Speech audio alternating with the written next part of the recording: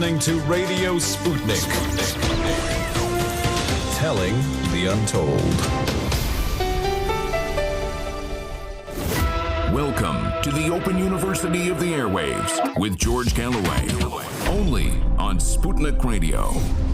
Well, it's been an annus horribilis all over again for Her Majesty, Queen Elizabeth. We'll be deep diving into the deep doo-doo in which Prince Andrew, the Duke of York, is now very firmly sunk.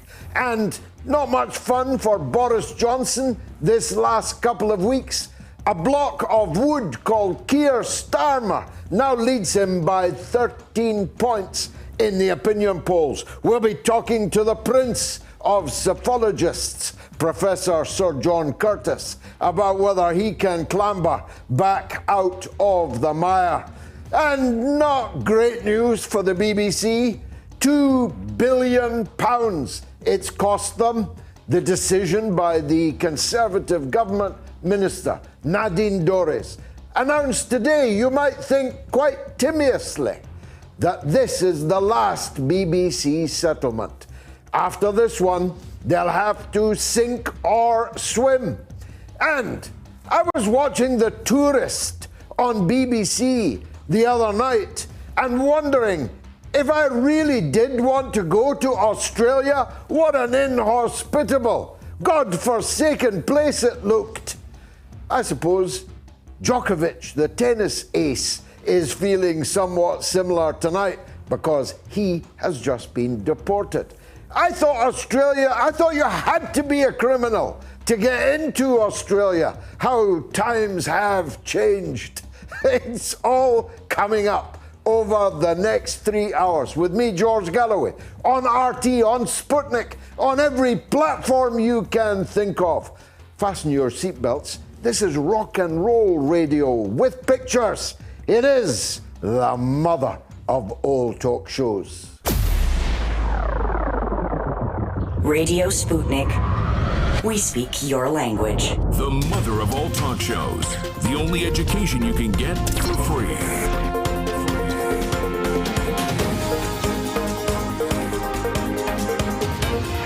George Galloway. This is Radio Sputnik.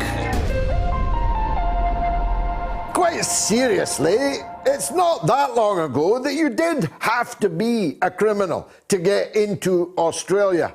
It was, of course, a penal colony of the British mothership when it was the Botany Bay experiment, where the dregs of London, plus political prisoners from Ireland and from other places in the empire, people were sent on prison ships to the bay, Botany Bay.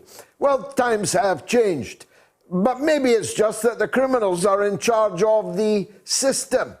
The more I read about Australia, and anybody that watches The Tourist will probably not want to go there, although, spoiler alert, I've only actually seen the first 3 episodes. Maybe it gets nicer, but out there in the outback, down under, with these gangsters in charge of Australia, they seem determined to institute the most tyrannical authoritarian tyranny on the earth so far as COVID is concerned. They've actually got prison camps for people who will not get vaccinated. Now, I'm triple vaccinated. In fact, my arm's still sore from the third of the triptych.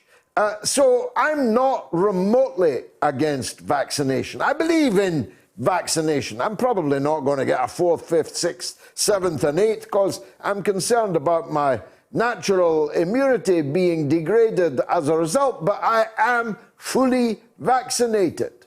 And Australia is entitled to have whatever laws they decide, and they're answerable to their own people in the forthcoming Australian election. But the Djokovic story makes them look like fools and tyrants at one and the same time. They gave him a visa. He won the Australian Open. He is the world's #1 tennis player, and when he got there, they sought to huckle him like he'd just arrived on a prison ship in Botany Bay. We'll be talking to a tennis ace in the first hour of the show about where all this leaves Australia. I'm not sure if I were the Lawn Tennis Association, if they're the people in charge, I don't know. What do I know about tennis?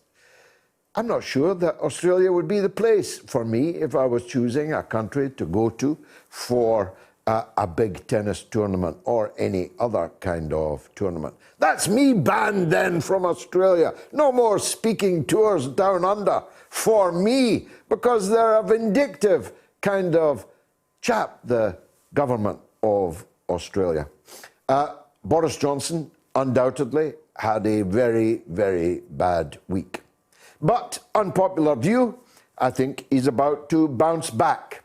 I think that the revelations about the block of wood, Keir Starmer, involved in much the same things as Boris Johnson, and more particularly Boris Johnson's staff were involved in, probably has tipped the balance, which I think was swinging anyway towards ennui, boredom, bored stiff with the revelations about one party after another. Now, I don't drink alcohol and I don't go to parties. But if I did, it wouldn't be with the kind of geeks and oddballs that seem to be the staple of the staff in 10 Downing Street. Many of them recruited by a man who openly advertised for such. You had to be a geek. You had to be an oddball to work for Dominic Cummings. Now, people say to me, well, of course, Boris Johnson got rid of Dominic Cummings. You wouldn't have employed him, they say to me. And the answer to that is no, I would not have employed him. But if I had employed him, I would not have sacked him in the unceremonious way that Boris Johnson did, because he didn't get on with my then girlfriend. That's the last thing I would have done. I would have made him an ambassador somewhere. Nice. Australia, maybe. I would have sent him somewhere with a soft feather pillow.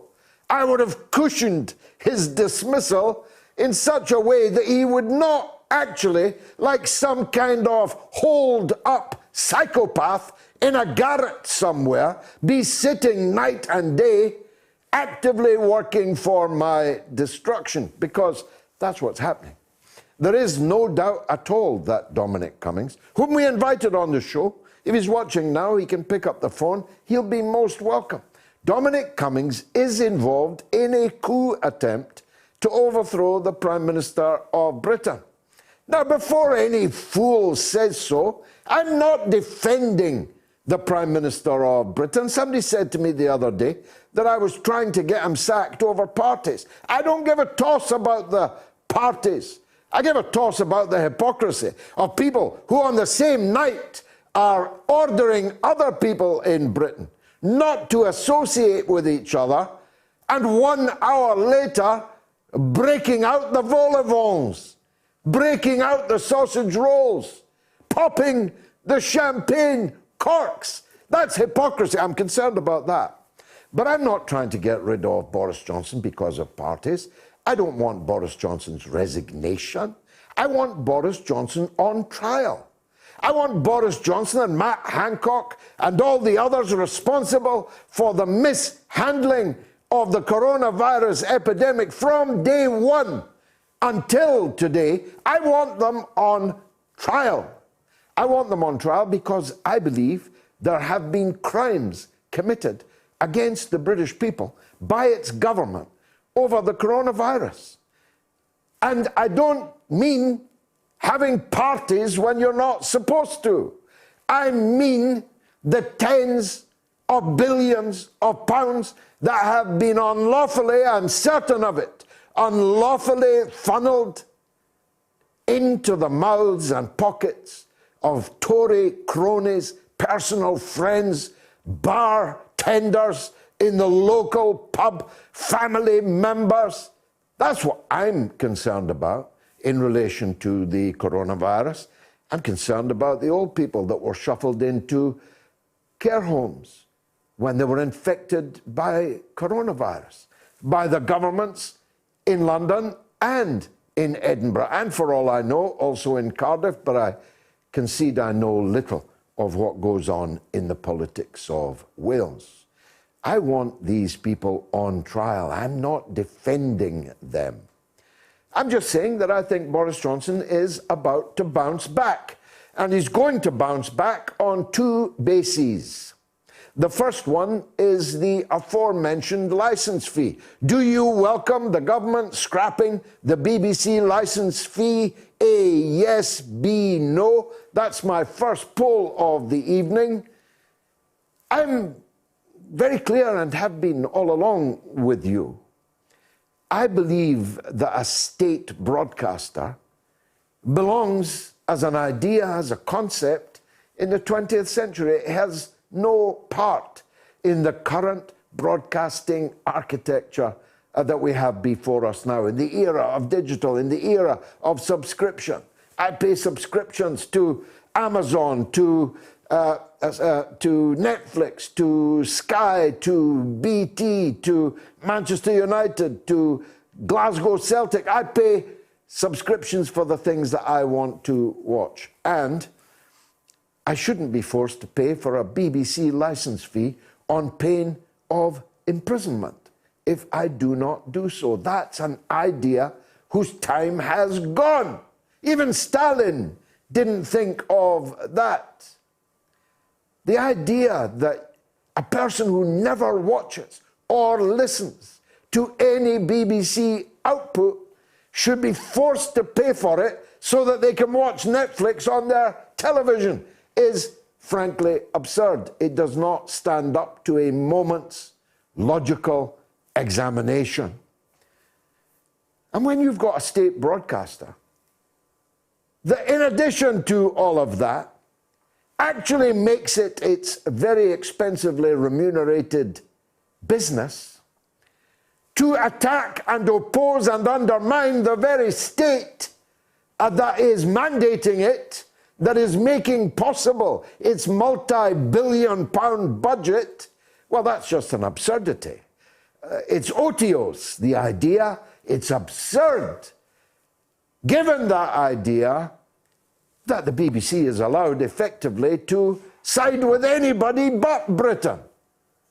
The BBC ran for years a fifth column operation to undermine and destroy the decision of the British people to leave the European Union. They might as well have appeared on screen draped in the tricolour or whatever the colour of Belgium is.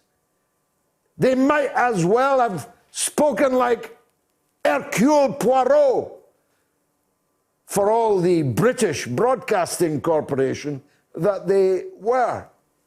They were running a fifth column to undermine the decision of the British people who pay for them on pain of imprisonment and to keep Britain in the European Union. For those of us who live in Scotland, that problem is multiply compounded by the fact that the British Broadcasting Corporation, paid for by the British license fee payer, is daily, nightly, undermining the existence of Britain as a state and doing everything that it can to boost and bolster the separatist movement and existential threat to the existence of Britain on the coin of the British Broadcasting Authority. Well, that is just plain bonkers.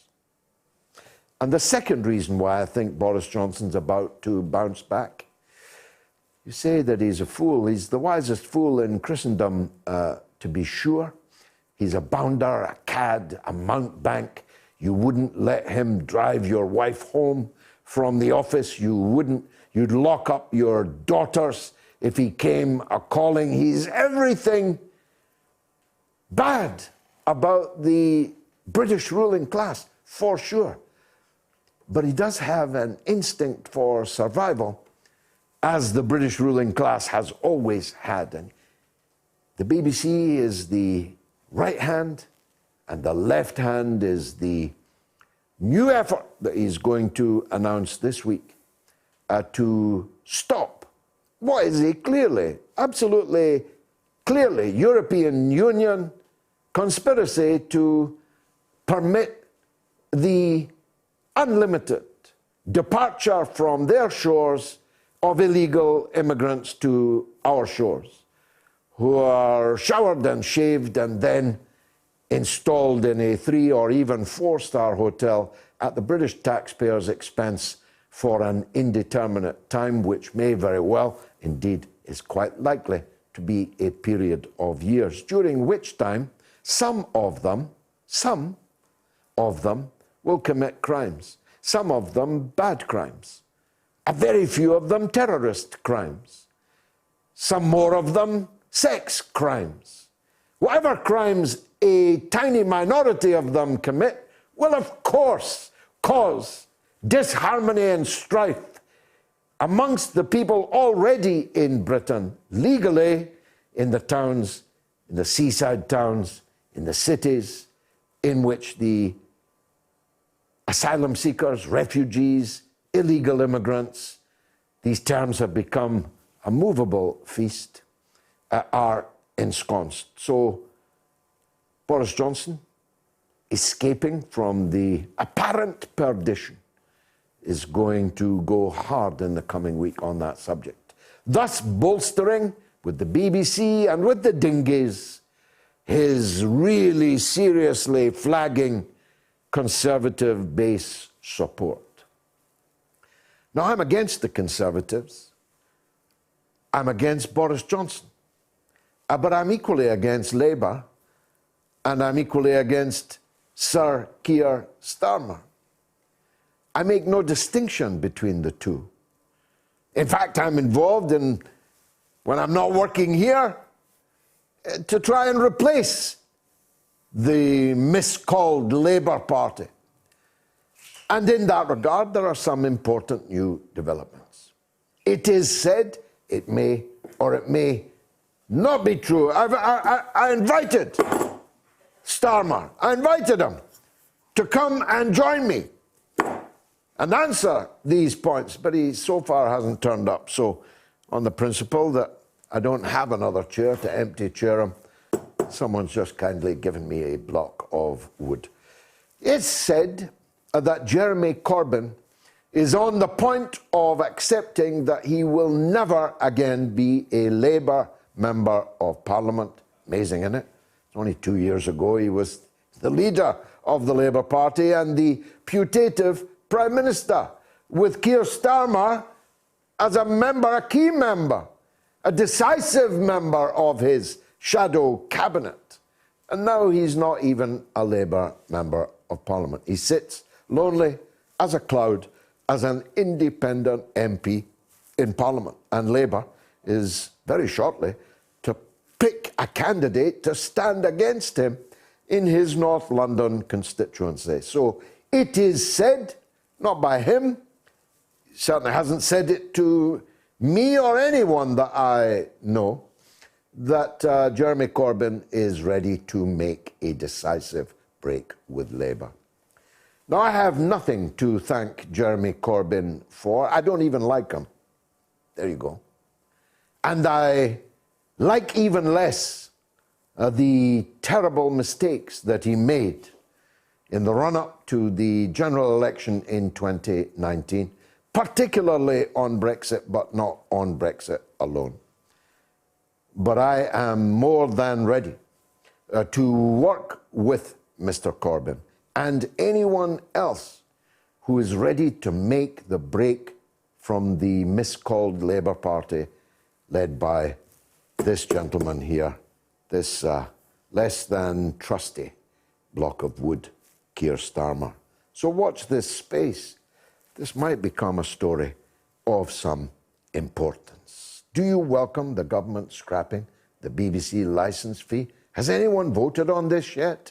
Do you welcome the government scrapping the BBC licence fee? I do. In fact, I don't just welcome it, I rejoice in this news. And if I drank alcohol, I'd be popping a cork, just like they do, apparently, on an hourly basis in Downing Street, the seat of British government. I'll be right back after this break. Radio Sputnik.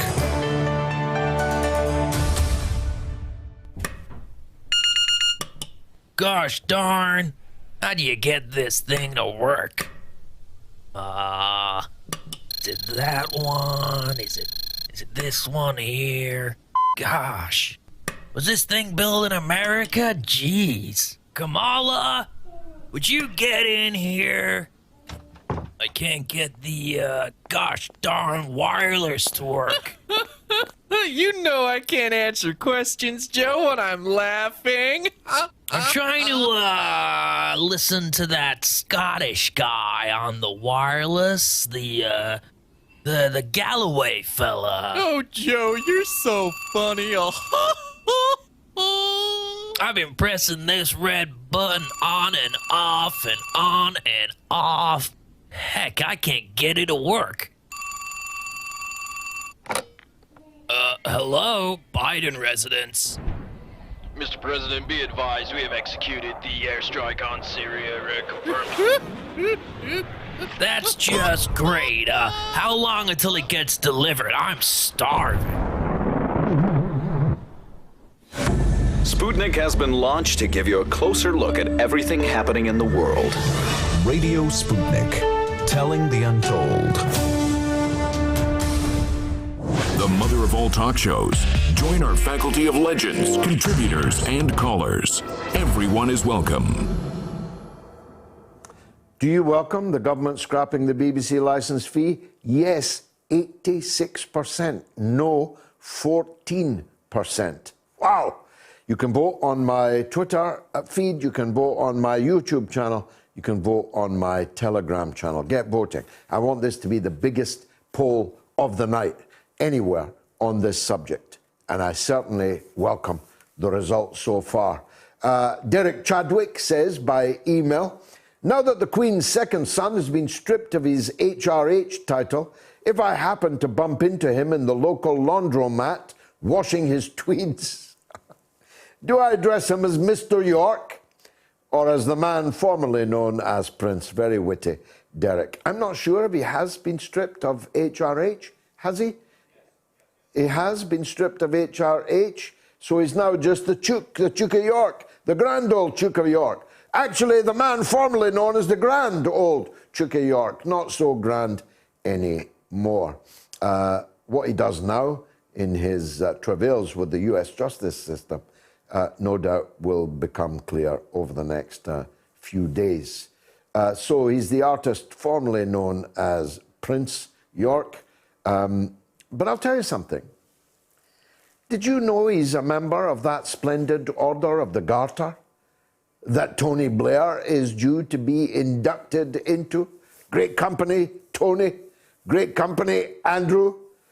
The two of them there in their garters around that round table, a kind of reverse Camelot. Why should the Duke of York be a Knight of the Garter? I suppose if Tony Blair can be one, anyone can be one. We'll go to social media shortly. There's plenty of it. Puneet Bhandal is a journalist and author, and perhaps most importantly, is a tennis expert, writing and commenting on tennis frequently in the media. And I'm very glad to say Puneet Bhandal joins me now. Puneet, welcome to the show. I'm most grateful to you. You're looking very sporty, I must say, as if you've just come off the tennis courts, which is something that Novak Djokovic can't do. What's your overview on this? I think we have to call it a scandal, don't we? It's an epic scandal. It's probably the biggest tennis scandal I've seen since I've been watching the sport. And it's really difficult to even make sense of it because so much happened. It was, I mean, I can only, if I had to use like a small phrase, I'd say a media witch hunt. It was trial by social media. The rulings at the end were shaped not by fact, but by what journalists have written on social media. BBC News reports and online polls were presented as evidence. And because the Australian government took their special power to impose this cancellation of the visa, the judges didn't overturn it because it depends on how they feel about it. It's about a feeling, the perception of what they think about Djokovic. It all came down to the fact that there were stories about him that he's an anti-vaxxer. The media's always preyed on him. He's never been the poster boy of tennis. He was always very much the villain against the heroes, Federer and Nadal. Coming from Eastern Europe didn't help. Maybe rejecting a British citizenship didn't help. And then when he started to break their records, and he's only got the Grand Slam record to break now, they're all tied at 20 all. I think the witch hunt and the comments by reporters and this frenzy to kind of defame him has created this, and it's just so complicated to just cover in, like a few minutes. Well, I think you did really well in summarizing it. Serbians are not that popular in the Western media and the Western world. I love them myself and always have.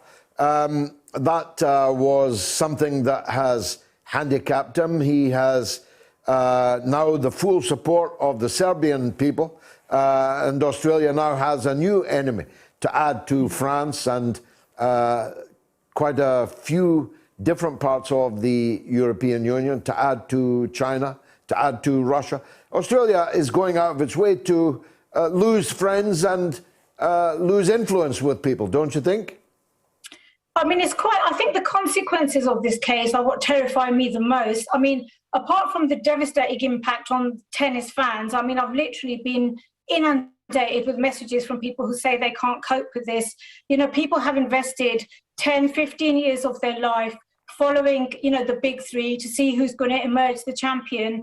And now there's gamesmanship and politics that are involved, and that's going to, change the end result. So apart from the fact that tennis has been stained, the fans are devastated, what does it mean about freedom of speech? So if we go to a country and that government thinks that we may perceive or have a certain idea that goes against what they believe to be correct, they can cancel your visa. They have extraordinary power to cancel your visa. So, I mean, Djokovic has never said he's an anti-vaxxer. He's always said he's pro-choice.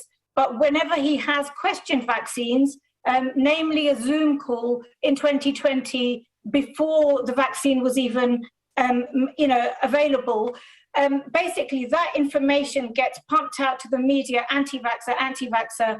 And a lot of casual tennis fans who don't listen to every one of his interviews, who just casually see news reports, it gets stuck in their head. So the case came down to what the public perceives Djokovic to be. And it doesn't matter that he's not an anti-vaxxer. The fact that we think he's an anti-vaxxer and he might create anti-vax excitement in our country is enough grounds to get rid of him, even though they've got like a 92% vaccination rate or something like that.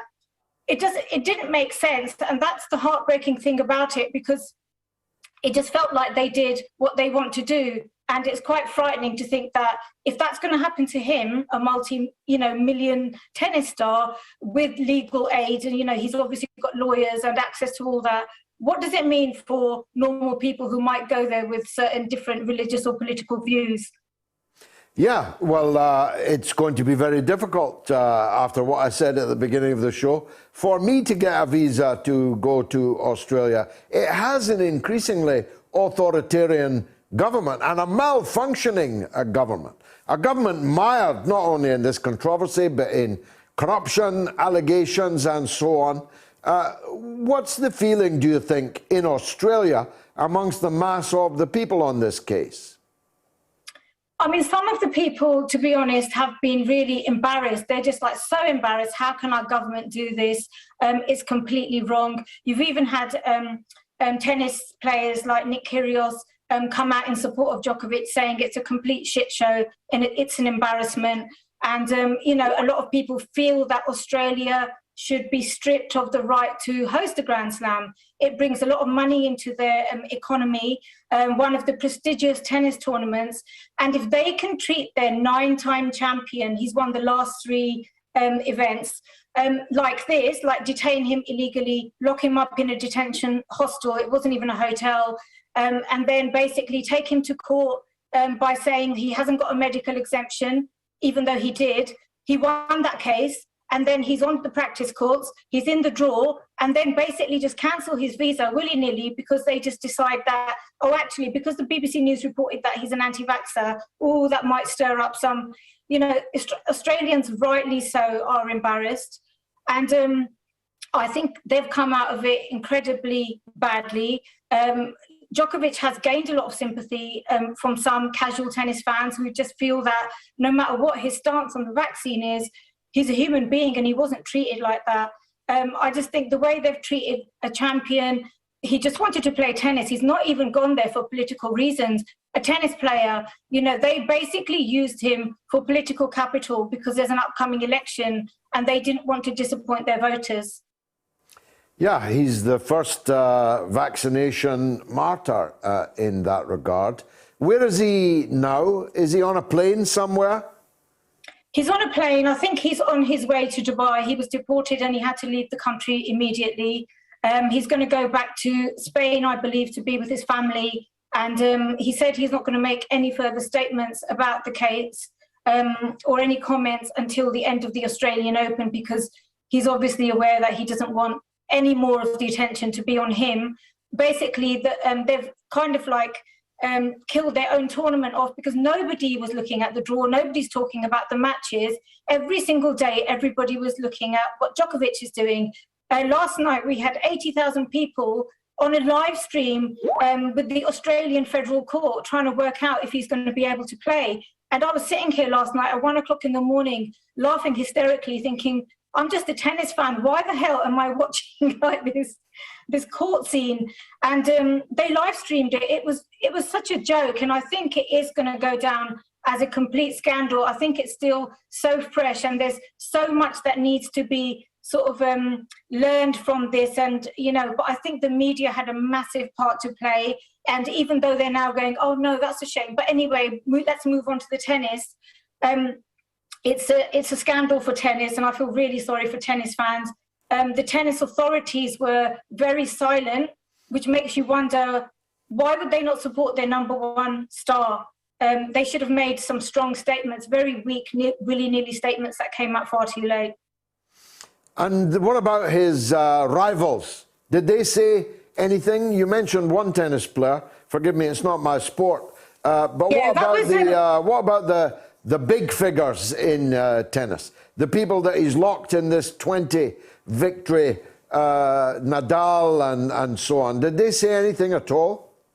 Well, Nadal said very famously, and it's almost become like a famous quote, choices have consequences. So nothing, he didn't, say anything about him being detained, stuck in one room, staring at a wall, his phone was taken away, all of this kind of stuff that, was just terrible. It was a terrible thing to do to anybody, let alone someone who's gone to support a tennis event.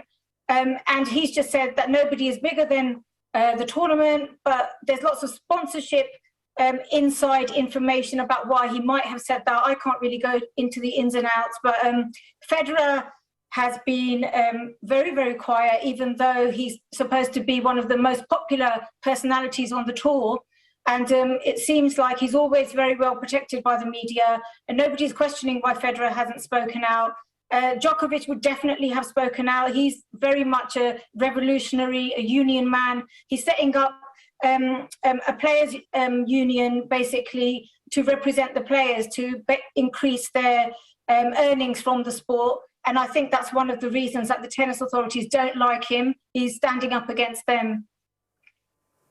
Well, advantage you, I think that you've explained the situation to those of us who are not tennis fans, very, very clearly indeed. Puneet Bhandal, journalist and author, thank you very much indeed for joining us. Let me read some more of the social media, may I? Twitter poll answers. The Dark Horse says the BBC no longer represents quality, impartiality, value for money, losing relevance and overpaying all the presenters. And Mary Michael says yes, for many years now, since John Burt, close friend of Lord Mandelson, was installed by the unlamented Marmaduke Hussey. Yes, kid you not, American viewers and listeners, the head of the BBC used to be a man called Marmaduke Hussey. The BBC has failed to live up to its own, or indeed any, sort of charter. Furthermore, all the production has been outsourced, so it is a mere husk. And Mark Richards says BBC News with commercial breaks and BBC Parliament should be free to air. The other channels should be subscription. And Jumpin says, I don't believe for 1 minute that the government have any intention of scrapping it whatsoever. And Rick Adams says there's still a need to be able to prevent external forces buying up and influence all of your broadcast services, particularly at times of stress or war. And Alpine Observer says surely the BBC has major issues, but reforming it thoroughly has got to be much better for Britain than yet more mega media US corporations from taking over our news and entertainment. That's a false dichotomy. Why is the alternative to a state-mandated, anti-state BBC got to be US media moguls? Are we incapable of doing what most other European countries do, of ensuring that foreign interests do not own the dominant heights of our broadcasting architecture? And Lord Pureblood Rob says they do not represent the feeling of the country. The BBC is blatantly biased towards the minority and leftist propaganda. Not that the minority shouldn't be allowed a voice. However, the BBC state they are impartial and unbiased in their reporting. But clearly, they are very far from this. My colleague Shadia Edwards-Dashti will be up shortly. No doubt she'll have something to say on that. But let me give you my first question of the evening. In this week in 1961, John F. Kennedy became the youngest ever US president. What age was he? A, 31, B, 43, C, 52. Answer after the break. Radio Sputnik. In a media landscape filled with so-called journalists acting as stenographers for their billionaire bosses, there is a desperate need for news, analysis, and perspectives that buck the status quo and get to the heart of how domestic and international events impact you and me, as well as showing how we can get involved in the struggle to change that status quo.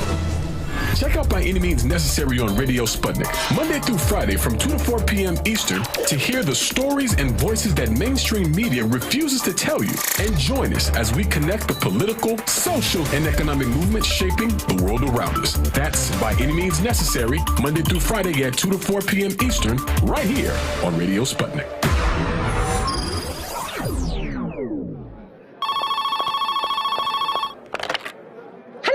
Pizza Express Woking. What is it you want? Oh, you want an ill-advised interview on the BBC? A cheese pizza, extra immature, and a raw bailout. No, we don't take taxpayers' money. Yeah, but we do take contactless. Would you like a receipt for that, Mr. Prince?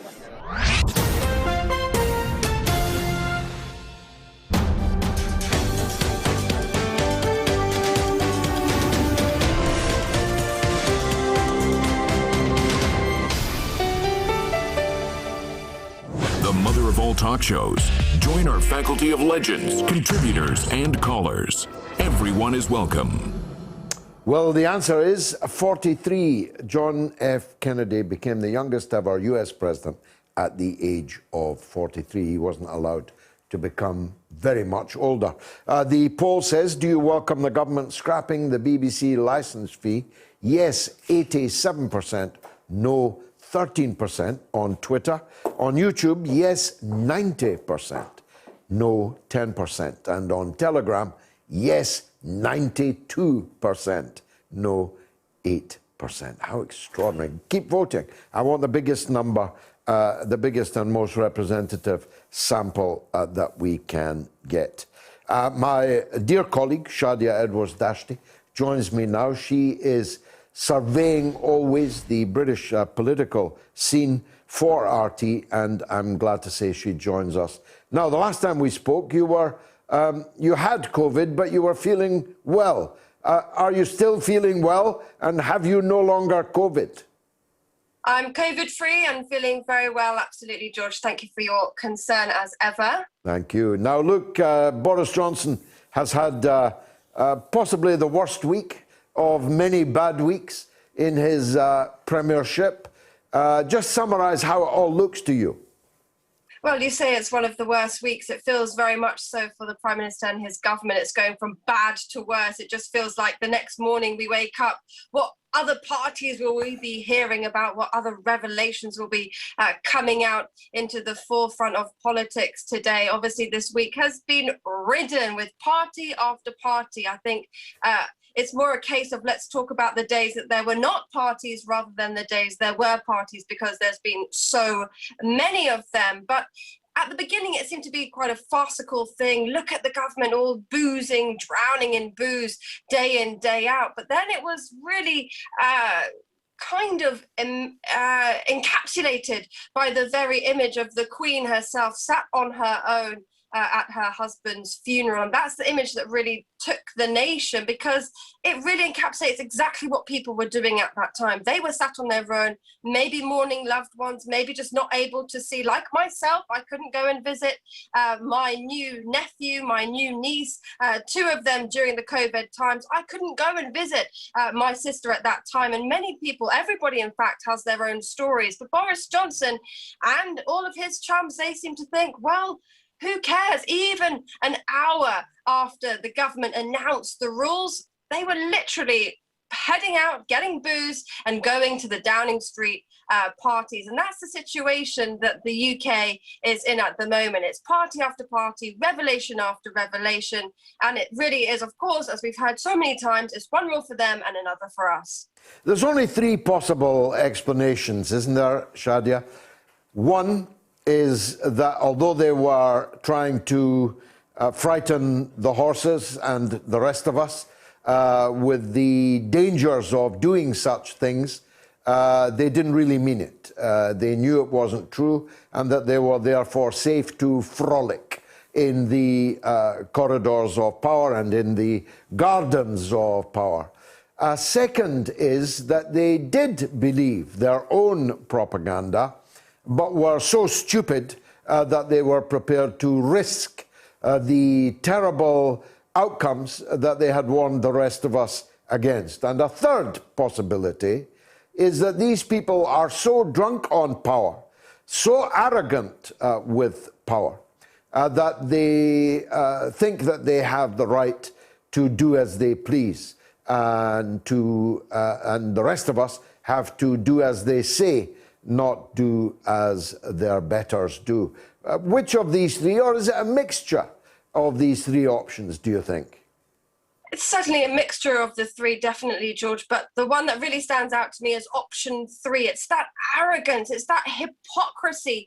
The apology we heard from Boris Johnson at PMQs on Wednesday, he said, I'm sorry if I upset you, essentially, not I'm sorry that I upset you. He says he takes responsibility for this. Now, if we look at the context of all of this, we've seen Allegra Stratton take responsibility, Matt Hancock take responsibility. They had to leave. So why is Boris Johnson not at that very podium saying that he will to leave as well. That's a really, really interesting way to look at it. He's saying he takes responsibility, but for what? He was really careful in what he was saying he was doing. It's more of, I'm so sorry to the public that you feel like this, but actually it was a work event. Now, I don't know what work event includes getting absolutely wasted to the point that you're damaging property, children's property in a garden. Yeah, and trestle tables, groaning with the finest meats and wines. Well, maybe not the finest. They sent out in a suitcase for the booze. Although, to be fair, Boris Johnson was not at that particular party. He was actually recuperating in Chequers. It was only a few days after he himself came out of the ICU with COVID, which means that he has picked people to run his office and people for whom he's responsible, certainly for their conduct, who, while the boss was away, knew that there would be no consequences for this drunken carousing. Well, I just want to just take a phrase that you mentioned, fine wine. It's really interesting. Back in 2008, Boris Johnson he alleged that he found 100 bottles of fine wine that was left by his predecessor, Ken Livingstone, when he became the mayor of London. It's really interesting that he was trying to point the finger of blame at fine wine, and now his entire tenure is doused, is drowning, is drunk in these fine wine allegations. I think that's just a really ironic, let's say, point to make. But Boris Johnson, he allowed all of this to happen. We have to look into, you know, when that email came out, invitation inviting 100 people.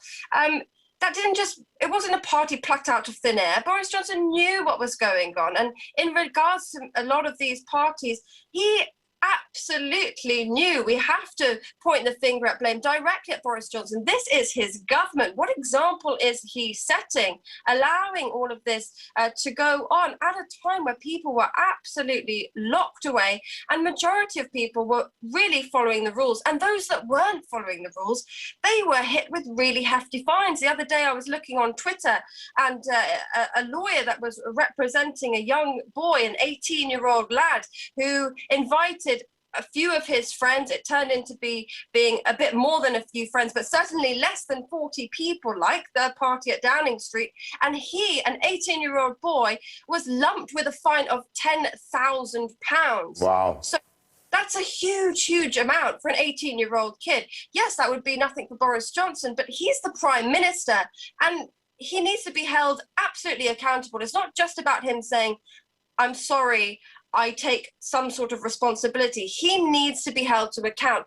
And I don't think Sue Gray's the woman that's going to do it, to be absolutely honest. We're hearing, let's wait for Sue Gray, let's wait for Sue Gray. Well, where the bloody hell is she? And when she does finally arrive and say what she has to say, it will take a lot more. People really need to hold him to account. MPs can do that. We've only seen 6 MPs come out to publicly speak against Boris Johnson and all of this booze culture.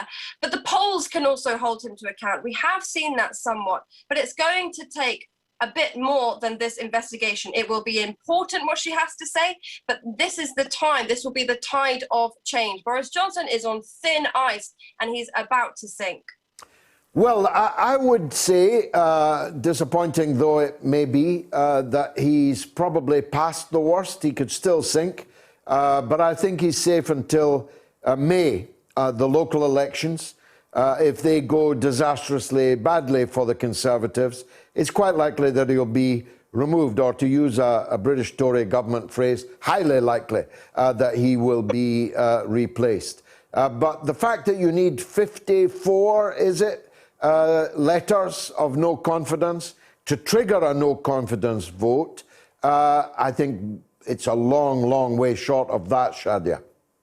It is a long way, and we have to remember that Theresa May actually survived a vote of no confidence, so that still doesn't necessarily mean anything in either direction. And of course, if we look back at the last general election, Boris Johnson won with a huge majority, which was shocking to a lot of people, of course, but many people are still backing him. I don't know why, but that is certainly the case. So it still is a political labyrinth to sort of oust Boris Johnson, which is why I always look to see the momentum, the grassroots momentum, people on the streets. It will take a lot of people coming out against Boris Johnson. We've got to see an uproar now. It can't just be these enraged conversations at friends' houses. It's got to really manifest in some sort of political momentum to drive the change and drive Boris Johnson out. Because at the end of the day, a prime minister is only prime minister if there's some sort of political impetus to stay there. And you know, I am a fan of people power, so that is what I would be advocating. And I certainly wouldn't be hoping for the Tory party to bring Boris Johnson down, because I wouldn't trust them as far as I can throw them. Quite so, but of course, if he is forced to resign, he'll be replaced by another Tory. And perhaps therein lies the reason why we're a long way short of achieving that. Because if you look at the Conservative front bench, and of course, it's the MPs that will be making this decision. But you're right, with public opinion in their mind, how could it be otherwise? They all have to face re-election in the end. But when people take a look around at people like Liz Truss and Rishi Sunak and so on, I suppose they ask themselves, are they likely to lead the Conservatives to victory at the next general election? If the answer to that is no, perhaps the instinct then is to cling to nurse for fear of something worse. I have to definitely agree with that. For sure, we are looking at some pretty tragic cases, and a lot of people, the polls, they're not that big a fan of the likes of Priti Patel, Liz Truss, as you say. And so I do think that's why we haven't seen so many MPs publicly coming out to, Tories coming out to publicly condemn Boris Johnson, and they're sort of floating on the wayside, somewhat defending him, or at least hiding behind the Sue Gray investigation. We are looking, it's likely that we're going to see this investigation. Who is Sue Gray, Shadia? Who is Sue Gray? Is she a real person? Absolutely. My mother's name is Sue, and I said, "Are you Sue Gray, Mum? Are you Sue Gray? Who is Sue Gray?" It's a very, very good question, and we'd never heard of her apart from this week, have we, George? And but so the fate of the country is in our hands. Absolutely. I think a lot of people think she is the answer, but it does take a lot more than what she says. Of course, it will be an important moment. I would like to think she would do the right thing, but we have to remember the person that was in her position before her, he had to stand down because he was found to be at a party himself.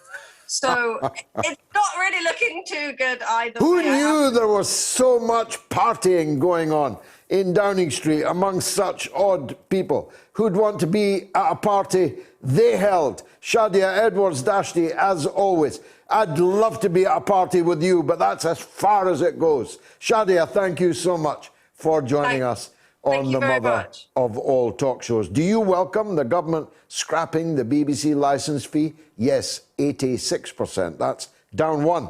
No, 14%. That's up 1. And on YouTube, it's yes, 89. On Telegram, it's yes, 91. So the BBC is done for if our audience is anything to go by. Let's hear from Lee in London on the BBC. Lee, welcome to the show. Hi, George. How are you doing? Lovely to hear from you. What would you like to say? George, you know, this thing with the BBC, I don't even know where to start with this. So I just think that, I feel like the public is being really dumbed down. They're not thinking for themselves. They're just being really media-led. So suddenly the media have this narrative that the BBC is quite left-wing. And I see people repeating this, but actually they're forgetting that, if anything, BBC was really complicit, in my opinion, with Israel. And just a couple of things I'm going to mention. One of the things was, I remember you yourself when you went on that Question Time. I think it was in North London. and the question, the hostility with which you faced, and any supporters that were coming there, because it's supposed to be balanced, a balanced position BBC is supposed to take. But actually, your supporters, anybody who came there, and I remember one particular person came there who was a supporter of yours, had to pretend that she was a Tory to get in, just to get in. And she was the only person that was allowed to speak when they let in entire families of Zionists, basically, to attack you. And the questions that were asked to you were changed. It wasn't a live show. They could have stopped it and re-recorded it, but they didn't. They let it go on to show the bias that was there. And then I also remember the Tony Benn, the DEC. The BBC were the only broadcaster that refused to run it for Gaza, exactly. And he went on and he did it live there and then. And they tried to stop him at the time. And he said live on TV, he said, you're only saying no because Israel have told you to. And they couldn't deny it. Well, apart from, you're right, of course, on both of those counts, but perhaps more particularly, the BBC did everything they could to make sure that Boris Johnson would become the Prime Minister. The BBC played a leading role in the destruction of the leader of the opposition at the time, Jeremy Corbyn. Panorama, Newsnight, their news bulletins, relentless, day after day after day after day. So, funnily enough, they're the people, amongst others, mostly in the Labour Party, but the BBC did as much as anyone else to ensure the election of Boris Johnson as Prime Minister. And now Boris Johnson his government is about to sink them. It's ironic. It's ironic, isn't it? Yeah, well, they got into bed with the devil, didn't they, all the way through? And you've reminded me of that Newsnight where they had Corbyn's picture with Red Square in Moscow behind him, as if to almost illustrate that he was some sort of Russian spy. He was a Russian spy, a Czech spy, a Polish spy, an East German spy. I mean, he's no Barry Gardner. Yeah, very true, very true. But, I mean, the thing is, I just think, I'm really happy. I won. This government is doomed anyway. But if one thing they can do is dismantle BBC, I would think just revenge. All of you at the BBC on the executive board who've over the years pandered to Mark Regev and all of these individuals from Israel, good. I hope that you now get your just deserved, so no media organisation. Obviously, the flip side of the coin is they'll weaken the BBC so much. And I'm reading, I don't know, and actually it'd be interesting, George, what you think, if there's any merit in this or not, that it will be basically so weak that it will be a kind of a base for Murdoch to come in and say, I'll take this over. Murdoch's about 99 years old. We need to get past that. Lee, thank you very much. Howard is in Rotherham on the same subject, I think. Go ahead, Howard. Hello there, George. Hi. It's quite interesting. Just listen to the lady that was on just before. Yeah. She mentioned a very, very dirty word, Murdoch. Yes. It seems to me over the past few weeks and months that his organisation has been behind the majority of the slagging off of Boris Johnson and his government and so on and so forth. Do you think so? I hate to disappoint people, but Rupert Murdoch doesn't own much media in Britain anymore. Well, he owns The Sun and The Times, and he owns Talk Radio. And have they all been going for Boris? I don't see any of them. Yes, in grand style. It suddenly changed one day, and the whole of the presenters, all the way from 5 o'clock in the morning till 1 o'clock in the morning, straight at Boris's throat. Even Nick Dubois, who was a Conservative MP, and going at him vehemently. Well, I didn't know that, Howard. I'm grateful to you for that I would love you just to get one of your. I wish I had researchers. I know that's the word you were searching for. I have to do it all myself. Our budget is so small, you'd be surprised what I have to do, and my good wife along with me. Well, look, I'm almost out of time, so it's time for the news with Jamie Lowe.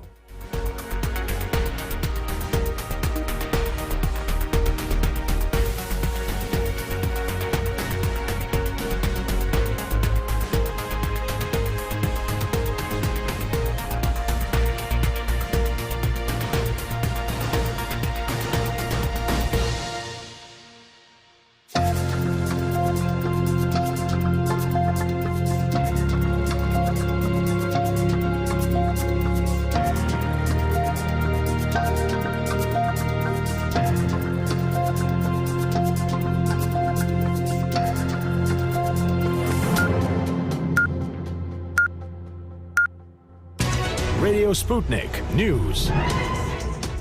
The deported tennis player Novak Djokovic has left Australia on a flight to Dubai, although it's not clear where his final destination will be. His appeal against the Australian government's cancellation of his visa was turned down by 3 judges earlier today. He was set to defend his title in an Australian Open Championship tomorrow, hoping to also win a record-breaking 21st Grand Slam. Serbian President Alexander Vučić said he had spoken to the player earlier and told him, quote, "We can't wait to see him in Serbia to return to his country, to come where he is always welcome," end quote. In addition to his native Serbia, where he enjoys overwhelming support, Djokovic could go to Marbella, Spain, or Monaco, where he has residences and where he has spent most of his time away from tennis. In a statement following the court's decision, the unvaccinated Djokovic said he was, quote, "extremely disappointed with the ruling and that he would be, quote, taking some time to rest and recuperate." The full reasons behind the unanimous ruling will be published in the coming days, with a statement following the court's decision, with Djokovic also ordered to pay the government's court costs.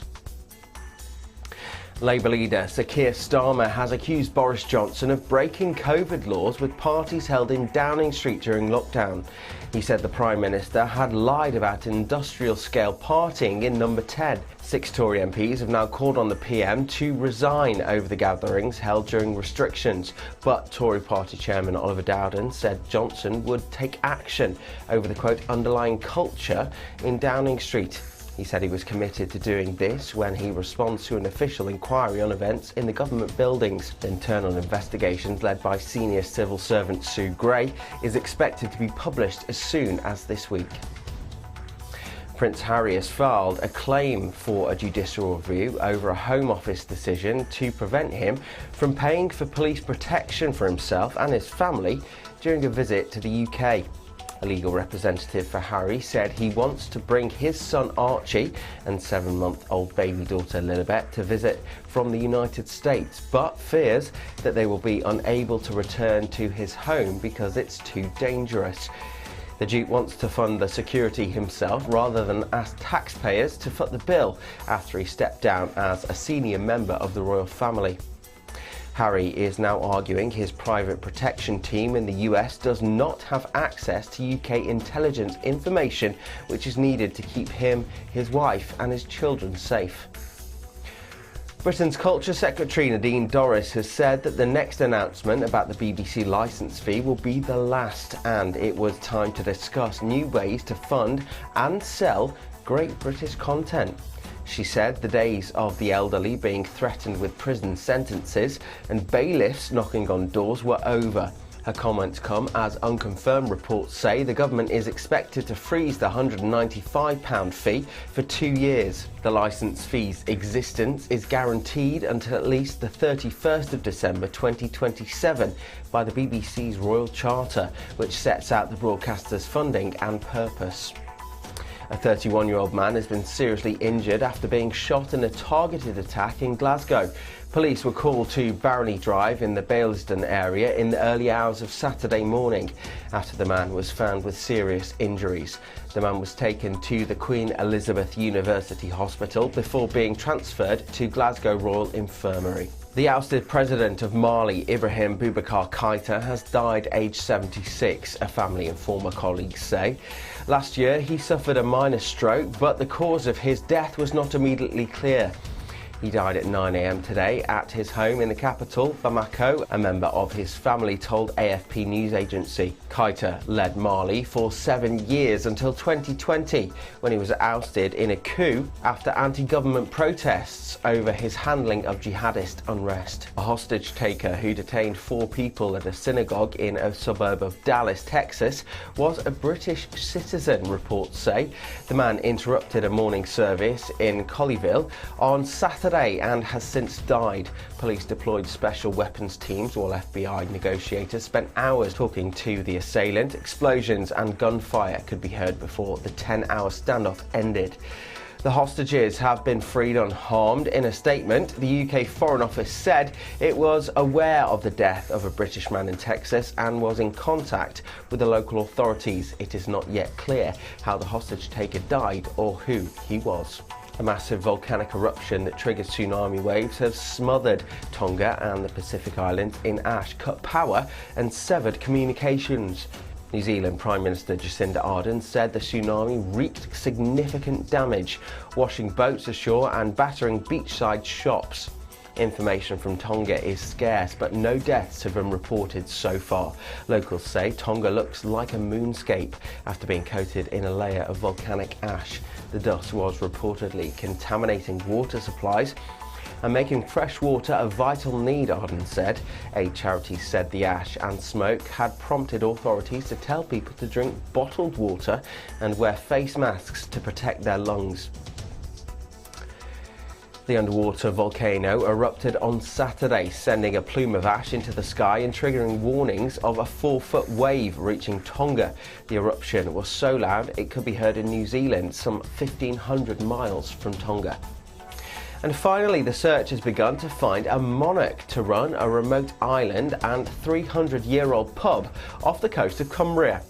If it's successful, he or she will be crowned by having alcohol poured over them. A partnership organisation stepped in to run the ship in on Peel Island in July after the previous publicans left. Applicants can now apply for a 10-year lease to run the pub and manage the island, which features a ruined 14th century castle and a campsite. Barrow Borough Council is the custodian of the island, half a mile off the mainland and accessible only by ferry, and wants a new operator in place for the summer season. It's described Peel Island as a great asset to Cumbria, but warned it was a unique place and any operator needs to appreciate the constraints offered by power and weather. It stated that the successful applicant's duties will include maintenance of the ship inn, grounds maintenance of the surrounding area and management of the camping and the toilet and shower block. However, the new operator would not be responsible for external urgent repairs to the buildings and jetty. I'm not sure I'll be applying for that, will you? Let us know. That's the latest news here on Sputnik News. I'm Jamie Lowe.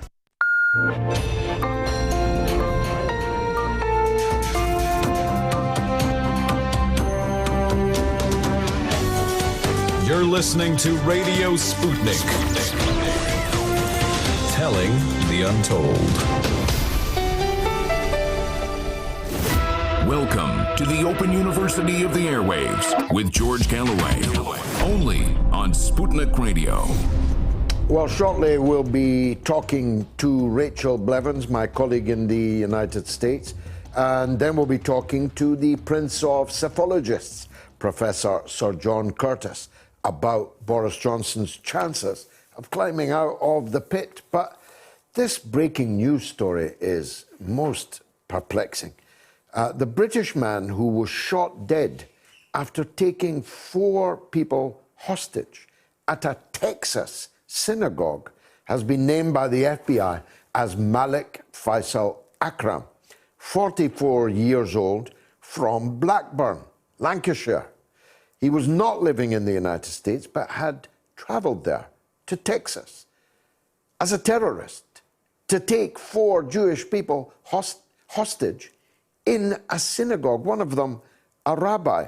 Akram's family say they are devastated by his death, but adding they do not condone any of his actions and would like to sincerely apologise wholeheartedly to all the victims involved in the unfortunate incident. The Metropolitan Police Counter-Terrorism Unit is liaising with US authorities and colleagues from the FBI, which has said there is no indication there were any other individuals involved in the attack. Akram took 4 people hostage, including a rabbi, inside the Congregation Beth Israel Synagogue in Colleyville, Texas, at around 11 a.m. Local time yesterday. One of the hostages was freed after 6 hours before an FBI SWAT team entered the building at around 9 p.m. last night, shot the attacker dead, and released the other 3 unharmed. The first part of the siege was captured on a Facebook live stream of the morning Shabbat, which was cut off around 2 p.m. Well, my dear colleague, Rachel Blevins, is herself a Texas Rose and maybe knows something about this story. Rachel, welcome back to the show. Always a pleasure to see you. Can you tell us anything about what happened in that synagogue? You know, George, this seems to be one of those stories where still there are far more questions than answers. Now, you mentioned so far that the suspect is a British national. We just learned that news today, actually. Yesterday, whenever we were looking at this story, they didn't say who it was, didn't say what his motive was, and as of this point, we still don't have a motive. Now, one of the most interesting things about this, as you mentioned, was that a large part of this standoff, of this siege, was actually live streamed because a number of churches and synagogues now have turned to live streaming on Facebook, on YouTube, as a way to be able to connect with their congregations. Well, in this case, they didn't actually see the siege play out on that Facebook live stream, but they did hear a lot of what happened. And what was strange about it was that even though there were 4 people that were taken hostage, they continually heard the suspect say things as though he was not going to harm them, and it doesn't appear that he did harm them in any way. Now, a big question, of course, for the FBI was what kind of weapons he had, what he was armed with, and they thought at one point that he may be armed with some sort of bomb materials. We're still waiting for a follow-up on that. They're claiming that they found some sort of firearm near him that they believed was his. We're, of course, still waiting for confirmation on that. But it is notable that the FBI went in after over 10 hours and shot the suspect dead. And of course, this is one of those cases where we're still waiting to see. I know the Biden administration has commented on it and they say they're confused. And on that, I agree with them. There is a lot of confusion here about why this man specifically targeted the synagogue. I know the FBI has said that they believe that it was in relation to a Pakistani neuroscientist who is being held in prison for life nearby in Fort Worth. Afia Siddiqui, yeah. Yeah, why he would target the synagogue, I sincerely don't know. What sort of place is Colleyville, Texas? So that is a suburb of Dallas. So a pretty, traditional Texas suburb, nothing really special going on there, which I think is why you get kind of that bigger question of why he would have targeted that in the first place. Maybe we'll find out about that. I mean, maybe we'll find out some more details, but it is kind of a lot of questions about why he would come there specifically to that suburb of Dallas and to that synagogue. Now, I'm told that flights to China have been suspended for the Winter Olympics. Oh, for COVID reasons, of course. If you believe that, I've got a bridge here in London to sell you. How is that going down? Yeah, it seems to be just this kind of ramping up of the continued political tensions between the U.S. and China, and it raises a lot of questions, of course, about why the Biden administration has decided that they are going to take the Olympics, something that we all enjoy watching, and turn it into much more of a political situation. And of course, they are going to say that it's COVID related. And, it's one of those things where you would think that the U.S. government would be focusing more on what's going on in our own country. But instead, now they have taken that shift. And, I think it's one of those things where it really is unfortunate because the repercussions of that then come back to impact all of the athletes that worked for it to be able to get there. And I know you've been covering the Novak Djokovic story, but it's just yet another thing that comes back around to not leaving the sport alone and instead getting politics and policies involved with it. It's a bit like a tennis match. I mean, one day it's China under the hammer. The next day it's Russia. I was surprised at this banning of the flights to China because I thought that your government was currently fixated by Russia, claiming that Russia is about to invade Ukraine. Senator Cruz said in Senate this week that Ukraine was about to be wiped off the map. A flight of fancy that almost defies description. The ramping up of anti-Russian feeling, and it's got to be said, the answers from Moscow are becoming extremely alarming. Mr. Lavrov, the normally very mild-mannered foreign minister of Russia, said this week that Russia was ready to go, that we'd run out of patience, we're ready to go. He didn't say go where, but he clearly meant something big. Yeah, he clearly did. And first and foremost, when it comes to Ted Cruz and anything he says, unfortunately, he's also from Texas. I do not take credit for any of that. However, he was one of those who decided that he was going to push for more sanctions on the Nord Stream 2 pipeline. Now, we have to remember that the Trump administration spent its entirety trying to defeat this pipeline. It failed miserably. Then the Biden administration came in and decided that it was going to defeat the pipeline. It has also failed so far, even when it sat there and it threatened direct sanctions against Germany, one of its closest allies. It still didn't get anywhere with that. The pipeline is still built. Now it's just getting to that point of being certified. And you know, you mentioned this ramping up of this continued Russiagate narrative in one way or another. And what's interesting is that that new report that came out that was cited by CNN, of course, they turned to their trustworthy, anonymous U.S. intelligence sources. And every single time we get a report citing those anonymous U.S. intelligence sources, I always take a step back and take another look at it, because it always has some sort of motive attached to it. In this case, its motive seems to be that they say that Russia is planning a false flag operation in eastern Ukraine in order to justify invasion. Now, my question is, well, why? What would be the motive behind that? How would Russia benefit from that, given the fact that they have the U.S. and some of its closest allies ready to jump at any kind of attack that would play out like that, ready to go to war, even though we can sit here and talk about how ridiculous and how dangerous that would be for the world all around.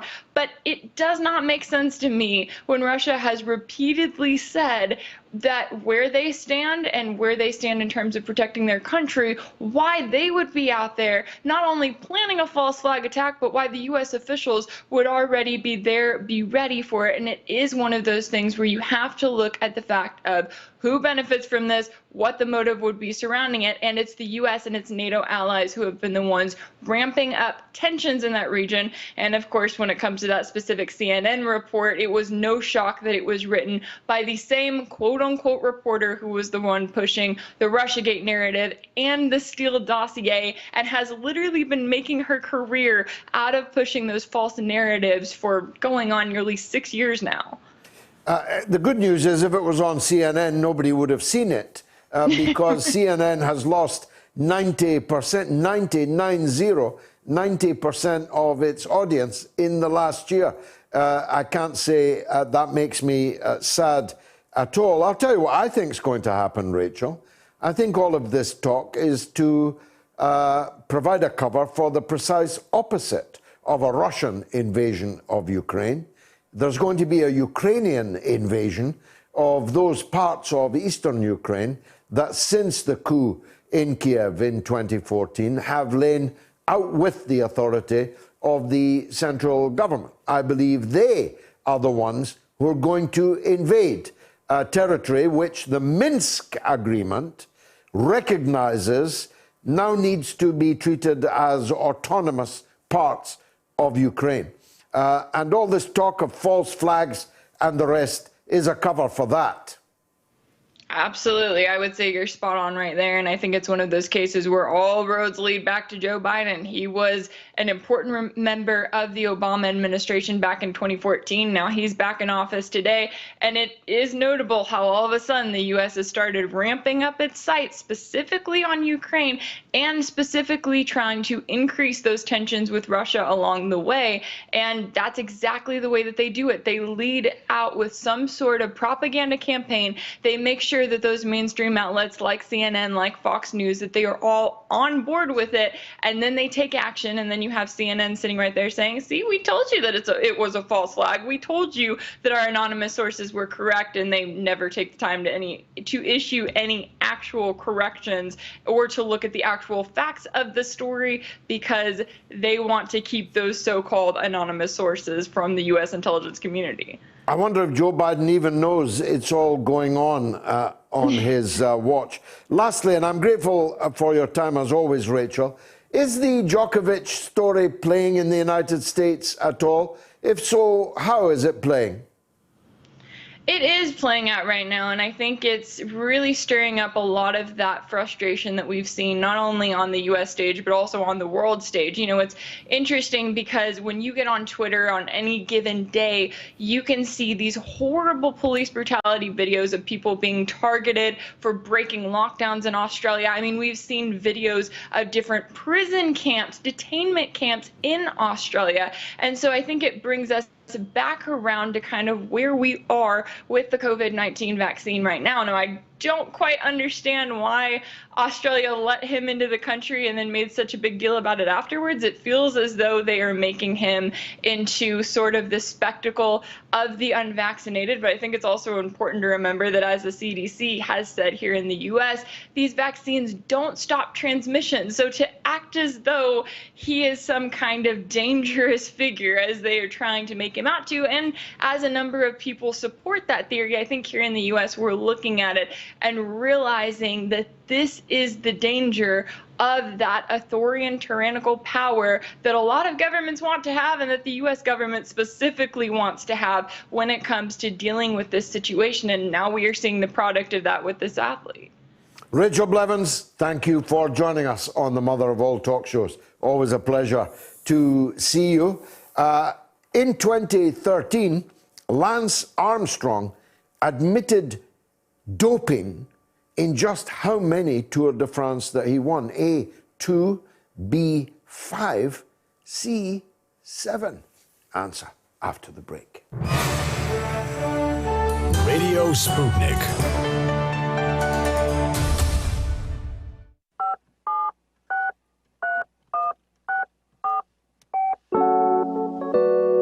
Tom says after independence we could choose the government we want. Tom, could you not have called me and argued that nonsense?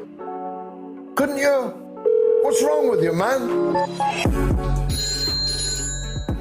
You've had the vaccine. Go ahead. When I came out, I went into a boxer's stance and started doing a jig. And an old fella said, "Hey, have you just had that vaccine?" I said, "Aye." And he said to his wife, "Come on, love, you better get me one of them." He said, "Make me dance." So you're full of life. And Ben says, could Scotland actually do better autonomously? Like I want California to secede, but I think we'd thrive if not burdened by the rest of the US. How very revealing of you, Ben. How utterly revealing of you. And Philip says, how any Labour or Tory supporter has the nerve to say the SNP are corrupt is beyond me. Why do you people not have the guts to call up instead of cowering behind one single name on social media? There's a lot of people in Bradford who won't be taking this antivirus due to religious grounds. Simon, what do you mean by religious grounds? Religious grounds, I mean, many Muslims, for example, have issues with regards to this vaccine. Certain things. Tell me what issues? What issues? Well, for example, pork. What does pork have to do with this vaccine? You're kind of, again, you're clouding the issue here. There's the religious. I'm not clouding the issue. You said pork. Of course you said pork.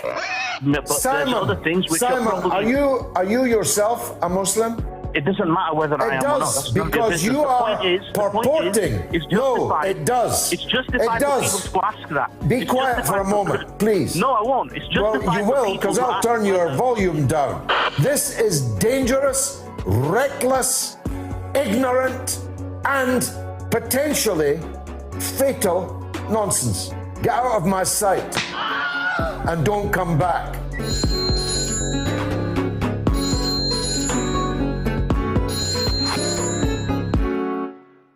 Tough questions are the most powerful weapon we have. As long as you have questions, we'll keep asking.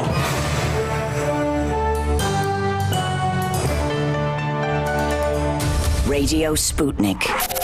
Telling the untold. The cheat Lance Armstrong, in fact, admitted being doped in 7 Tours de France that he won. Who'd have thunk it? Now, here are the phone numbers. If you're calling from the United Kingdom, remember it's completely free to call the show, and it's 08081 965522. If you're in the United States or Canada, for that matter, it's also toll-free, so it will cost you nothing at all.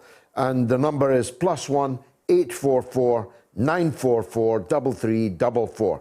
That's +1 844 944 3344. And you can email the show anytime, on air at moats.tv. I've got so much social media. I hope I get time to read it. But let's take first Michael in Minneapolis. Michael, welcome to the show. Happy New Year, George. It's been a while. And to you, long time no hear. What would you like to say? Well, I want to talk about your discussion of the Djokovic thing with the interview that you did earlier. Yeah. And I thought that the thing is, he blatantly lied on his visa application. He said he had not traveled anywhere in the 14 days before he went to Australia, and he had been to both Serbia and Spain, which has come out subsequently. So you can't, if I tried to go to England and I lied on the visa application and they find out I lied, then they might not let me into the country, and they would have every right to do so, because you can't lie on a visa application. So I think that was pretty outrageous. And then I said my other point was to what Rachel said about Blevins, about how it's being covered. I mean, she might be talking about the main, like the corporate, like the not sports media, but the sports media is crushing Djokovic. I mean, they are disgusted with him.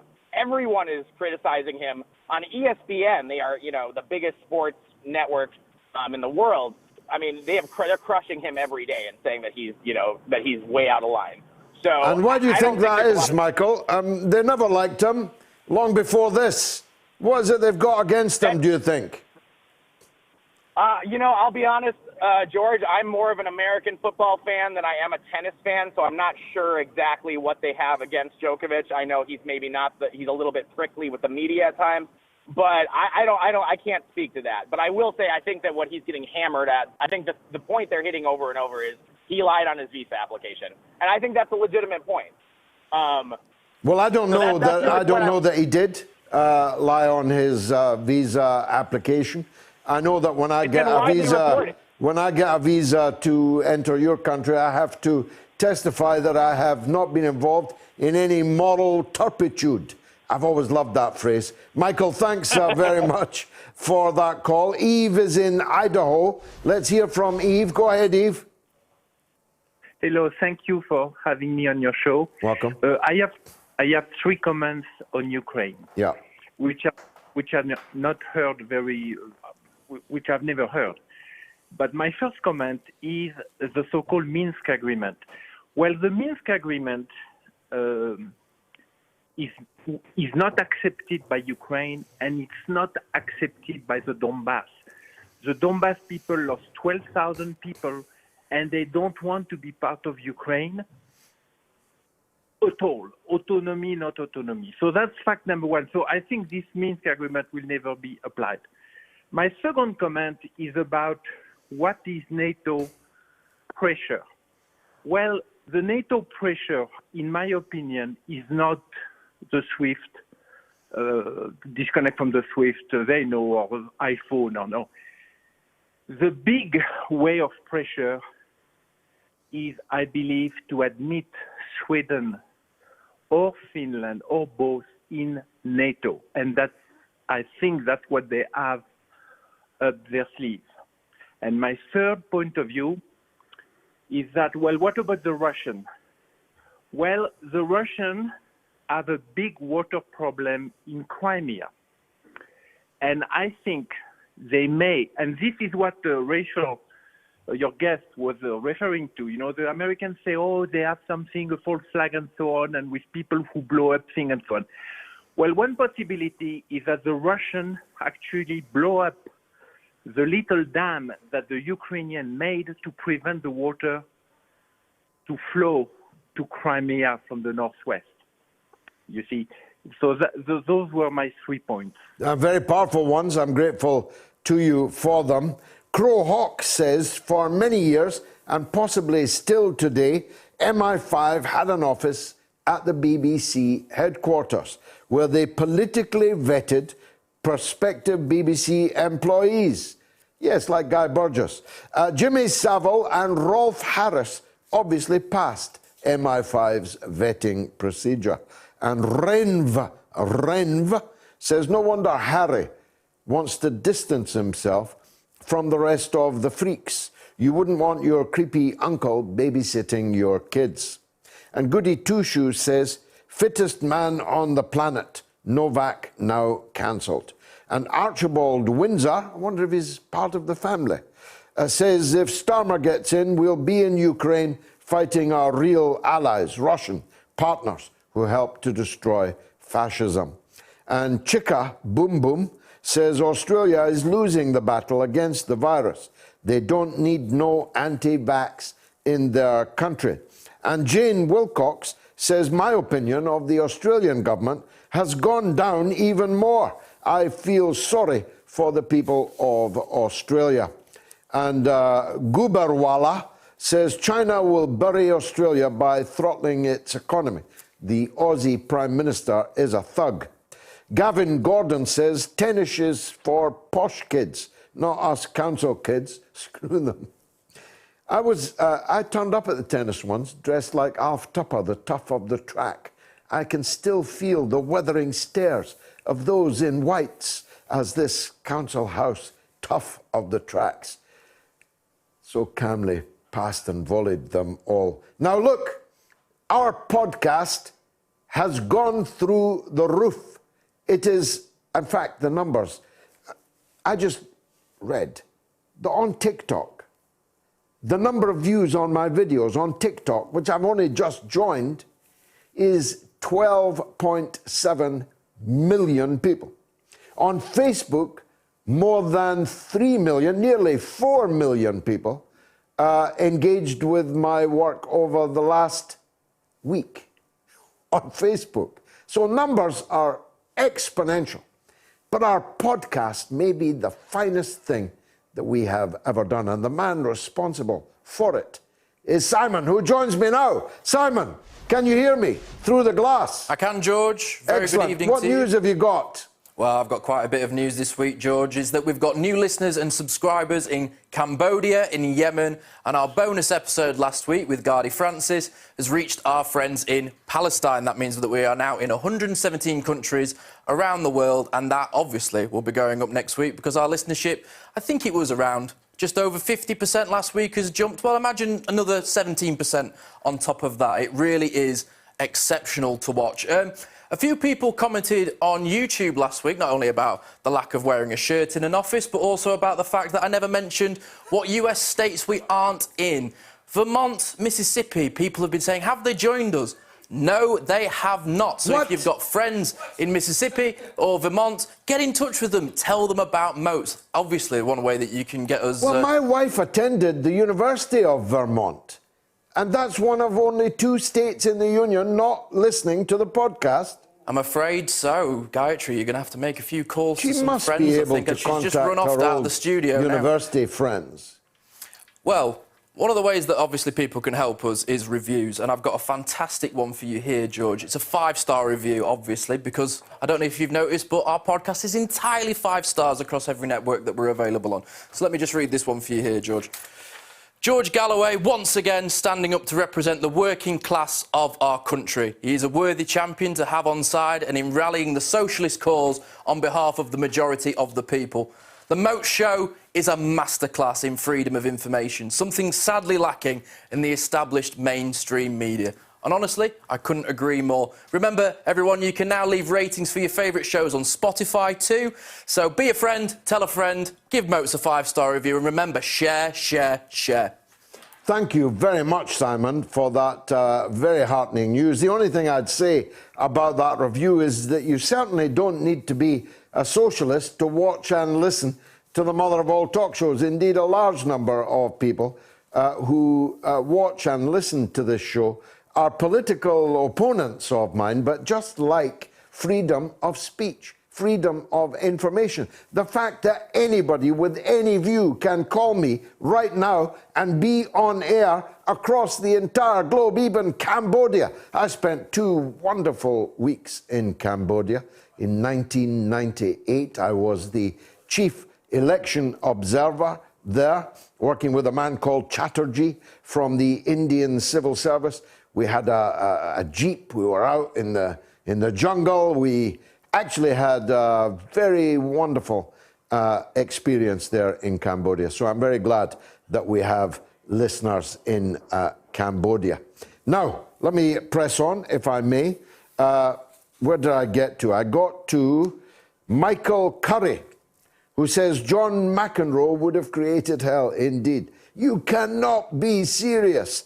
And Joanne Nairi says, whoever wins the men's singles in the Australian Open will not be the real winner because the #1 has been wrongly deported. I think that's right, Joanne.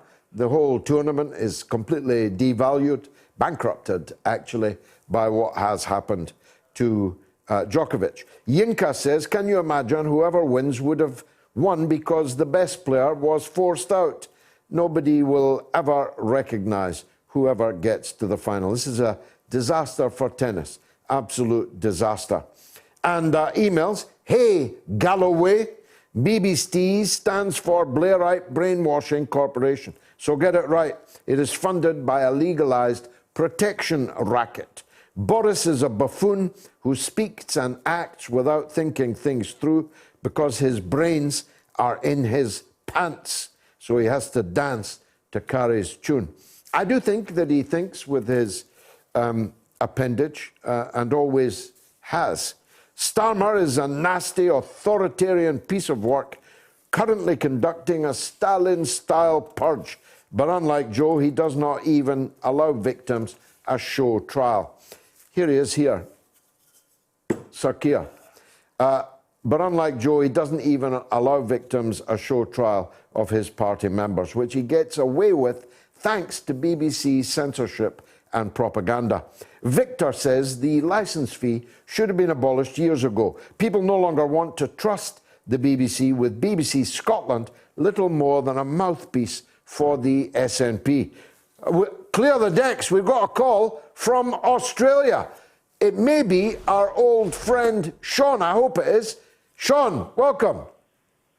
Mr. Galloway, how are you doing, me old pal? It is your good self. How happy I am to hear your voice. Leeds had a good win today against the Hammers. Absolutely, it was fun. Hey, I tell you what, as well, if you, with our injuries at the moment, George, if you turn up early enough, you'll get a game. Now, you are down under. What's your take on Djokovic? To be honest, George, it reeks to me of a political decision because down here we've got a federal election that must be held before May this year, and obviously I don't know if the listeners and the viewers know, but Australia is like a federation of states. So you've got the premiers and governments in each individual state who have quite a bit of autonomy. Then you've got the federal government above that. So Djokovic, in a nutshell, he had all his credentials in place. He had a visa. He was given clearance by Tennis Australia to travel, on the proviso that he actually had COVID less than 6 months ago.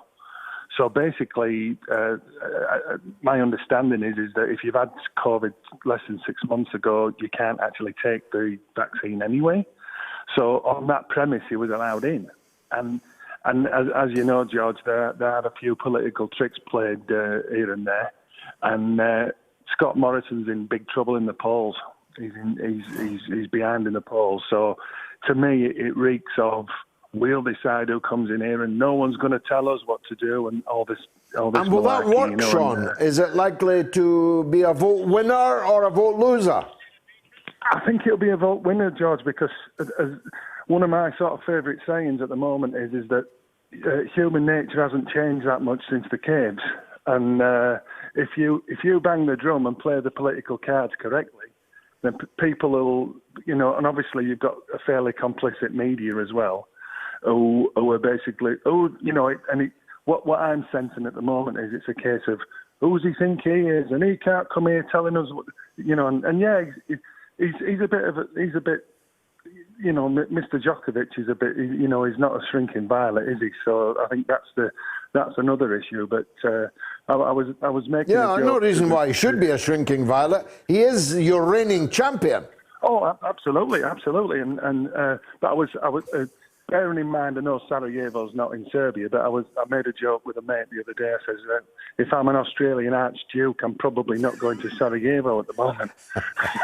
It's a very good joke. It's geographically and historically just a little bit off, but it's a very good joke. Absolutely. Sean, I hope we welcome you back to Blighty sometime soon. Thanks very much for that call. Now, my next question, if I can get Keir Starmer out of the way, I should put him on my shoulder as a chip, probably. My next question is, in this week, in 1990, who became the first ever player to be expelled from the Australian Open? I wish I'd known that. A, John McEnroe, B, Bjorn Borg, C, Jimmy Connors. After the break, you'll get the answer.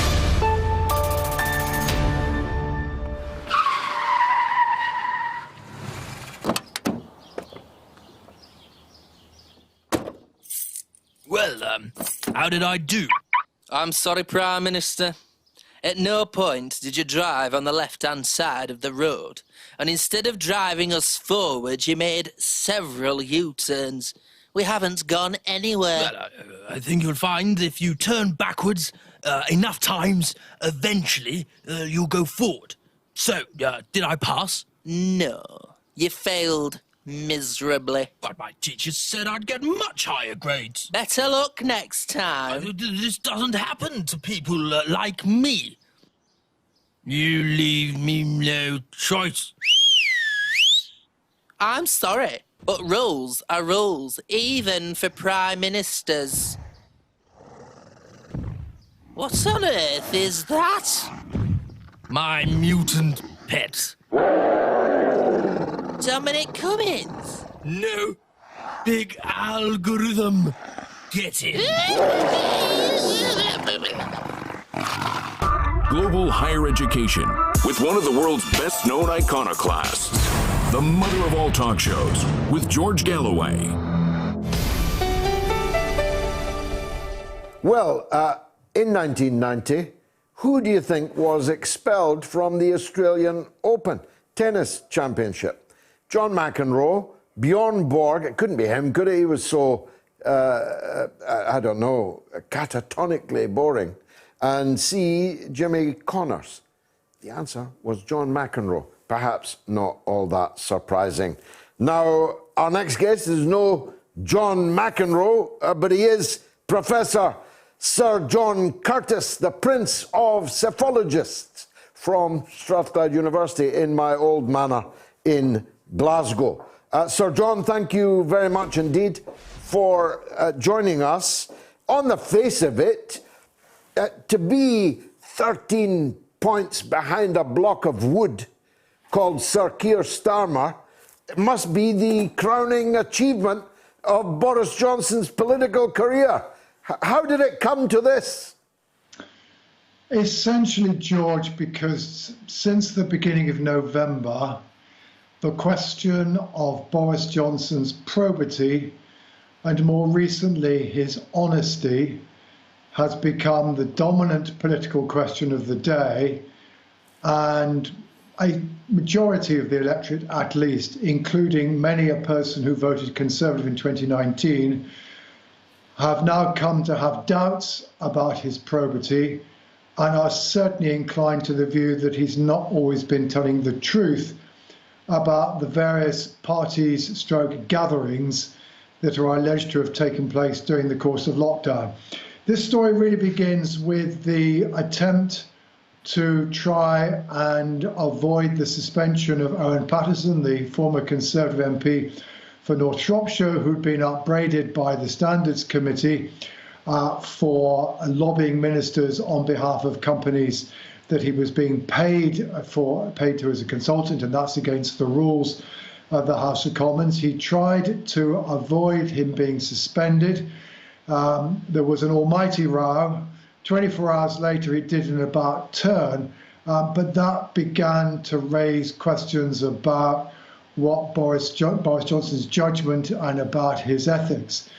And then, of course, we had that now infamous video released on the 7th of December, which showed Allegra Stratton, his former spokesperson, struggling in a mock press conference to defend a gathering that supposedly took place in December 2020 when England was under fairly substantial lockdown. And that instigated what we might now call Partygate 1.0. By the end of which, by Christmas, support for the Conservatives was down to about 32 points, whereas before the Iron Partisan affair, they'd been back up at 40, and Labour were amongst those who profited. Well, it all went quiet over the Christmas season, inevitably, and indeed Conservative fortunes revived a little bit. But then earlier last week, ITV, and it's ITV on both occasions who've made the running, released an email in which there was an invitation to attend a party in 10 Downing Street in May 2020. It was rumoured that Boris Johnson had attended this. Indeed, then the Prime Minister was forced to admit that he had done on Wednesday.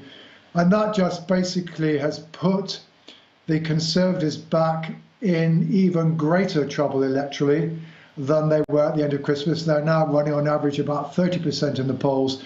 And to top it all, following on from the email and the admission that there was a party in May 2020, there was what for the Conservative base, for loyal Conservative voters, is perhaps the worst of all of the various incidents that have come to light, which was the discovery that two parties were held at 10 Downing Street, not with the Prime Minister present, but in his office, two parties being held on the eve when the Queen was attending the funeral of her husband, the Duke of Edinburgh, and was having to socially isolate and therefore was on her own.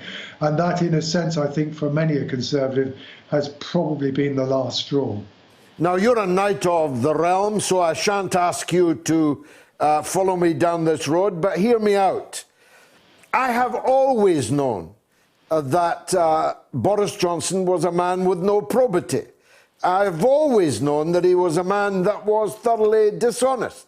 I'll go further. Every journalist and broadcaster in the country already knew that. So what is new that has tipped this balance? Is it just last straw kind of thing?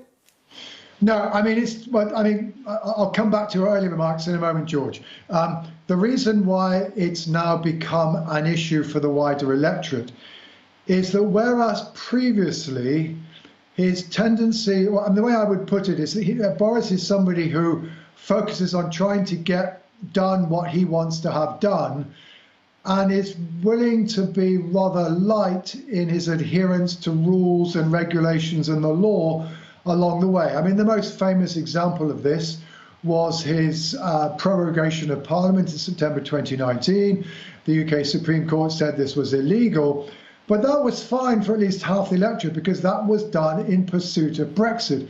And the other incidents that we can raise, I mean, again, for example, the so-called VIP lane for people who were willing to provide the government with PPE during the pandemic.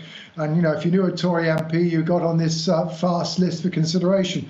Now, that's been ruled illegal by the courts. But again, many people would say that the end justified the means because all of us certainly wanted doctors and nurses to have the adequate PPE. The trouble with the last couple of months is that there isn't a body of voters out there who thinks that life should be made easy for MPs with respect to their second jobs. Indeed, many voters think they shouldn't have them, or at least no more than the odd doctor also filling in occasionally on an NHS ward. And certainly, as we knew from the Dominic Cummings affair, there is nobody out there who thinks that it's fine for people who are responsible for making the rules over COVID, very draconian rules at one stage that stopped people from attending relatives' funerals, from holding the hand of a relative that was dying, to be able to visit loved ones who with dementia in their care home. You know, people have made really painful sacrifices, only then apparently to discover that 10 Downing Street carried on in a manner that seemingly seemed to think that the rules were never, ever there. And what therefore has happened, George, and I now come back to your earlier remarks, yes, I'm perfectly well aware that a lot of people have felt that in the past that the relationship between Boris Johnson and the truth seemed to be sometimes a rather loose one. But one of the things that is a fascinating set of Twitter comments from James Johnson, Theresa May's pollster, who's been holding focus groups amongst voters, including amongst Conservative voters.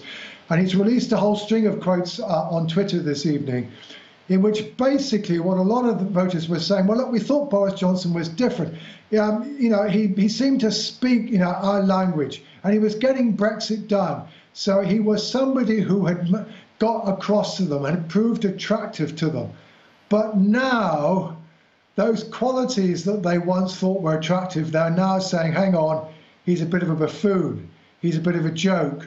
We can't trust him. So, you know, it does look as though, certainly now this is only a few people, it's, you know, it's qualitative research, but certainly, you know, it's in tune with the quantitative polling data that perhaps indeed now there's a wider body of people who perhaps share the doubts that you've certainly expressed and certainly Boris Johnson's critics have expressed in the past. And if that is the case, then the problem facing the Prime Minister and the problem facing his party is whether or not, if indeed a significant section of the electorate, including many people who voted in 2019 for the Conservatives, have come to that conclusion, whether or not that is a change of impression that's capable of being reversed.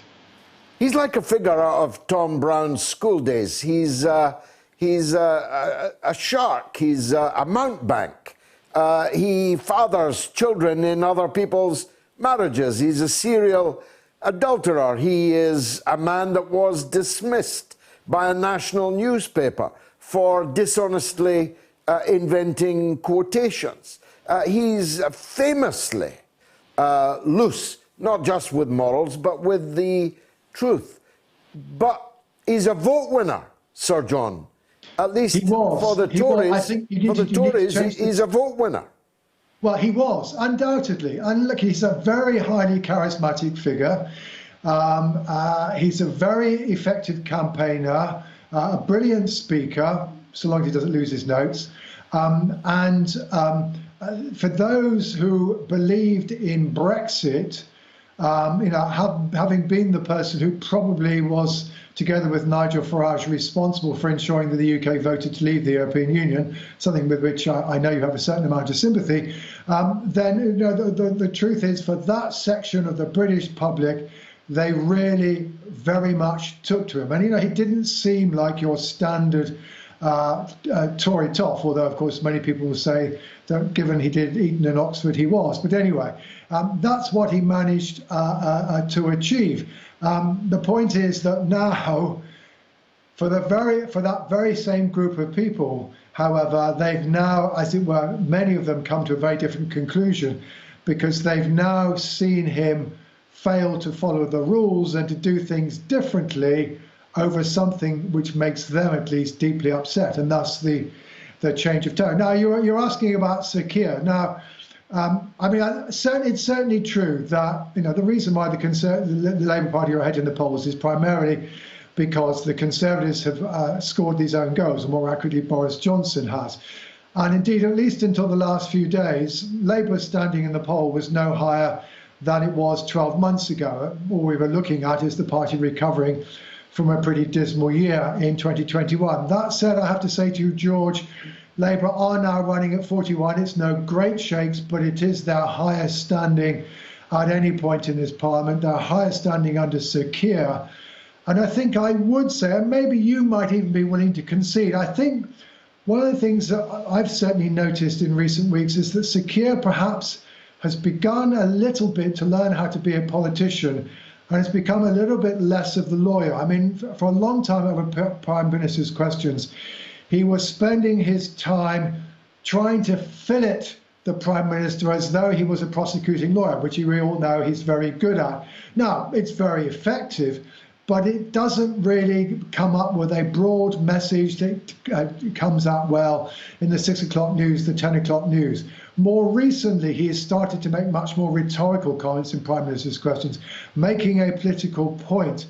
And I think that certainly has been more effective. And I think perhaps that's begun, and it's only with a very capital B, begun perhaps to persuade a few more people in the public that maybe he might be an effective Prime Minister, though the truth is even now, people are basically, for every person who thinks, yeah, maybe he'd be okay, there's another one who still has their doubts. The public is still largely very much indifferent to him, though of course I know that some people inside the Labour Party are not indifferent towards him, but shall we say the animus that some people inside the Labour Party feel towards Sir Keir is largely lacking amongst the public. They may not think he's up to very much, but few people dislike him or feel very strongly in favour of him in the way that was certainly true on both sides of the scale so far as Jeremy Corbyn was concerned. Well, I suppose, and because of the time, it'll have to be my final question, but the big question, therefore, is can Boris Johnson come back from this? And if not, what do the Tories do next? Well, it's certainly very, very difficult. I mean, previous Prime Ministers have been in trouble essentially because of arguments about policy. All of this has essentially happened because of arguments about Boris Johnson's behaviour. So it's very, very much about his personality. And the question the Conservative Party have to ask themselves is however effective a vote he was in the past, is he now damaged goods and therefore needs to be returned to sender? That's the question they have to ask themselves. If they do come to that conclusion, then the truth is I think they will find themselves having to get rid of him. And then we will be in a new political ballgame. We will have somebody, either Rishi Sunak or Liz Truss, who certainly I think will not be as willing to be as interventionist as Boris Johnson was. He isn't a traditional Tory, at least in certain respects. He's something of a big spender. And that, I think, might actually present the Labour Party with a rather easier target to attack. Labour Party would like politics to go back to an argument between right and left. Quite difficult to do that when your presumably right-wing opponents are led by a Prime Minister whose instincts are rather heavily on the interventionist side. Very, very fascinating situation, and no one better to explain it than your good self. Professor Sir John Curtice, thanks for joining us on the mother of all talk shows. One way back, it seems to me, is to go for the BBC, and that's what the Tories did today. They announced that this would be the last settlement, and the licence fee would come to an end at the end of this settlement. The poll has, I think, closed, and here's the result. Do you welcome the government scrapping the licence fee? Yes, 86%, no, 14%. On YouTube, it was 89% yes, 11% no. On Telegram, it was 91% yes and only 9% no. I think 3,300 of you voted. I'm grateful for all of those votes. However you voted, this is a story that's going to run and run. The very highly paid BBC factotums, paid by you and paid by me, are already out on the airwaves, telling us how wonderful Radio 6 Live is and how absolutely bereft we would be if only we didn't have the one show to watch in the evening. If you believe that, as I always say, I've got a bridge here in London I can sell you. Coming up in the next hour, we're talking Prince Andrew with the Right Honourable Norman Baker, former minister in the Conservative Liberal Democrat coalition government. But more importantly, the author of the best book on the royal family, that I have ever read. If the monarchy is to be brought to an end in Britain, it will be the Right Honourable Norman Baker's book, which does it. I'll be back after the news with Jamie Lowe.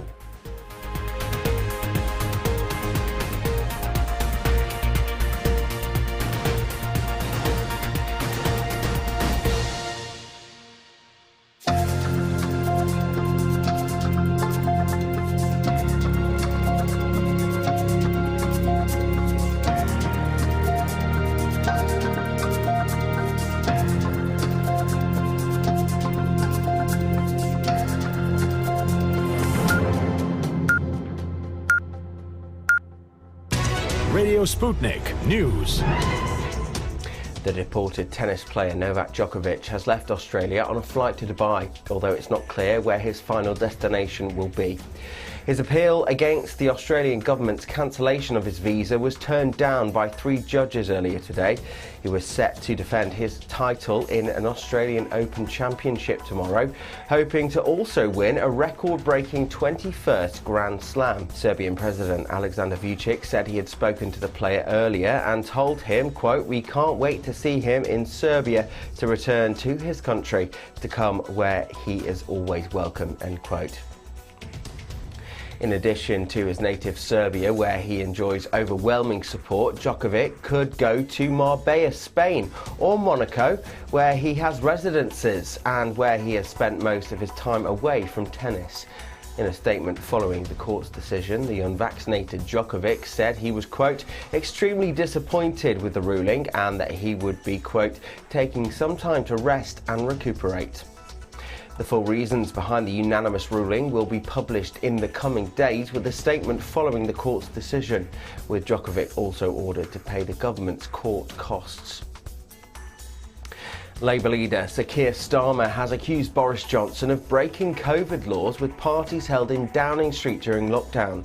He said the Prime Minister had lied about industrial-scale partying in Number 10. 6 Tory MPs have now called on the PM to resign over the gatherings held during restrictions, but Tory party chairman Oliver Dowden said Johnson would take action over the, quote, underlying culture in Downing Street.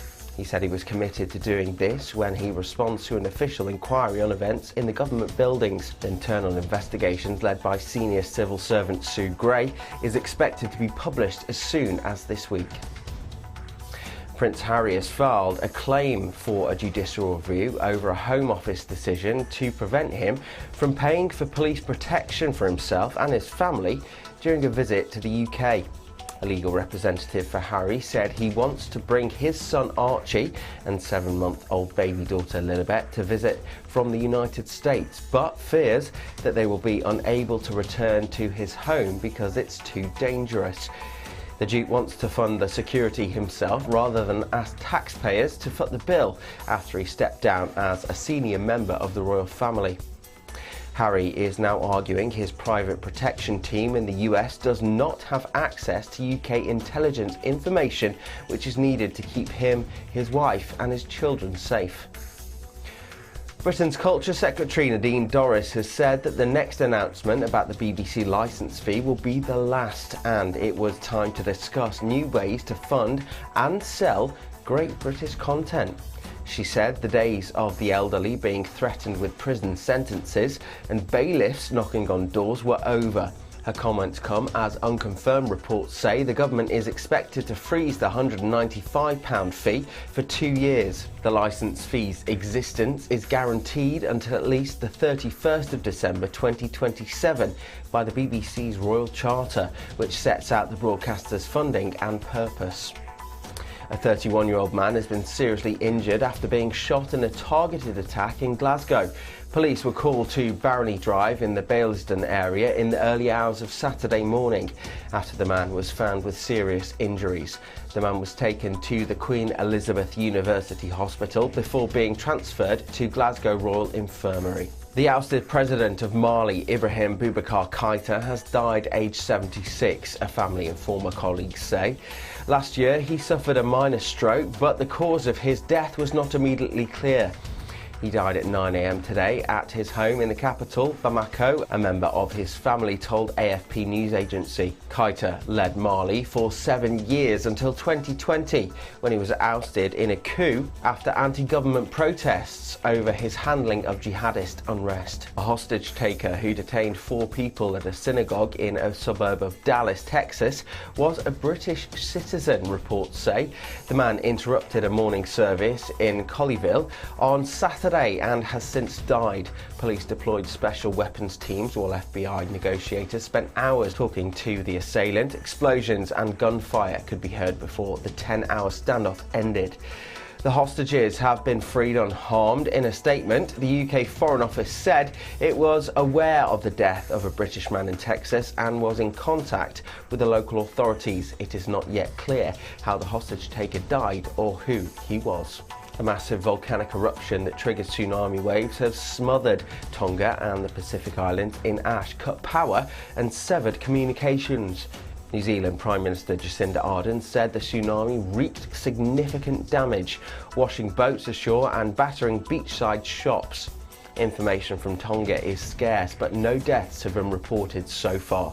Locals say Tonga looks like a moonscape after being coated in a layer of volcanic ash. The dust was reportedly contaminating water supplies and making fresh water a vital need, Ardern said.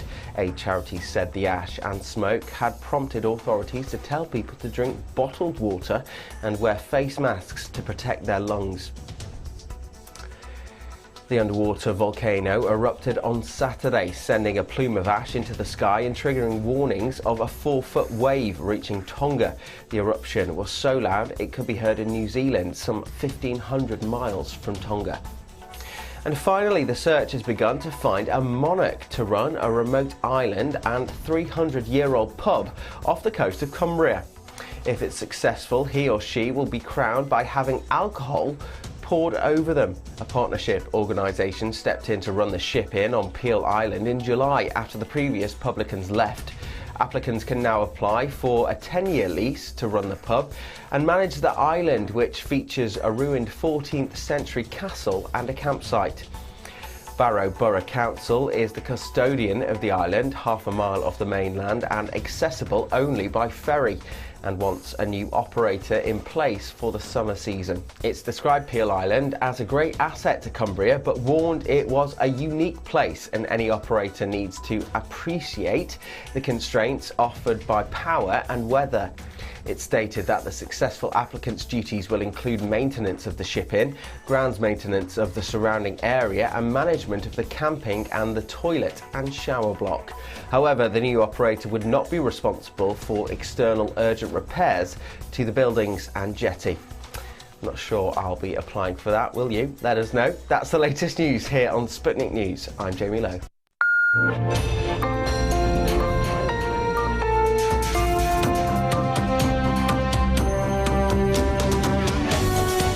You're listening to Radio Sputnik. Telling the untold. Welcome to the Open University of the Airwaves with George Galloway. Only on Sputnik Radio. Don't tell him your name, Sir Pike. Yes, that's right. Gavin Williamson. Arise, Sir Gavin Williamson. Boris Johnson's latest wheeze to stop the tremendous hemorrhaging of support for him is to knight the man that had to be dismissed as the Defence Secretary of the United Kingdom. Meanwhile, Boris Johnson is in an Operation Save Big Dog, launched by Boris Johnson himself. The blueprint includes drawing up a list of who has to go, and will also see Mr. Johnson make a series of new announcements to help win over disillusioned voters. Operation Save Big Dog. Boris Johnson. Now, a man who is one of the most, I would say, forensic of my former parliamentary colleagues is the Right Honourable Norman Baker. Not only did he write the best book on the strange death of Dr. David Kelly, and he was, of course, an associate producer of my film on the subject, but his book on the royal family is simply devastating. I'm amazed that not everyone is talking about it. I'm amazed that you haven't read it yet, if you have not, because when I see the remainders of the supporters of monarchy, I always say to them, you obviously haven't read Norman Baker's book. I'm glad to say that more and more people are buying it, and that's why the Right Honourable Norman Baker is always a welcome guest on this show, although he squeezes us in between his own radio show and whatever else he has to do later. So I'll be quick, Norman. It's been one hell of a week for Prince Andrew and therefore for his poor old mother. Yes, you have to feel sorry for the Queen, even if you're a Republican, because the way she's been landed in it by Prince Andrew, who is a pompous, arrogant boor, is very unfair on her. And add to that, of course, the revelation about the Downing Street parties on the night before she was sitting alone for Prince Philip's funeral. So she's having a rough time. But Prince Andrew is, no one's got any sympathy for Prince Andrew. He's been very rude to people over the years. He's got no grace whatsoever. He shouts at people, including his own staff, of course. He's got a huge number of questions to answer about the Jeffrey Epstein business, where he said he would cooperate with the FBI, and all he's done is throw obstacles in the way and not cooperate with them. And all that strategy has proved to be fruitless. He's now running out of options. And on top of that, as you know, George, we discussed it before, he's very vulnerable, in my view, on a whole lot of dodgy financial dealings, which I think may yet come out in more detail. Well, especially as Kazakhstan is shaking, and a lot of Prince Andrew's dealings have been, unaccountably, you may say, with former communist leaders of Kazakhstan.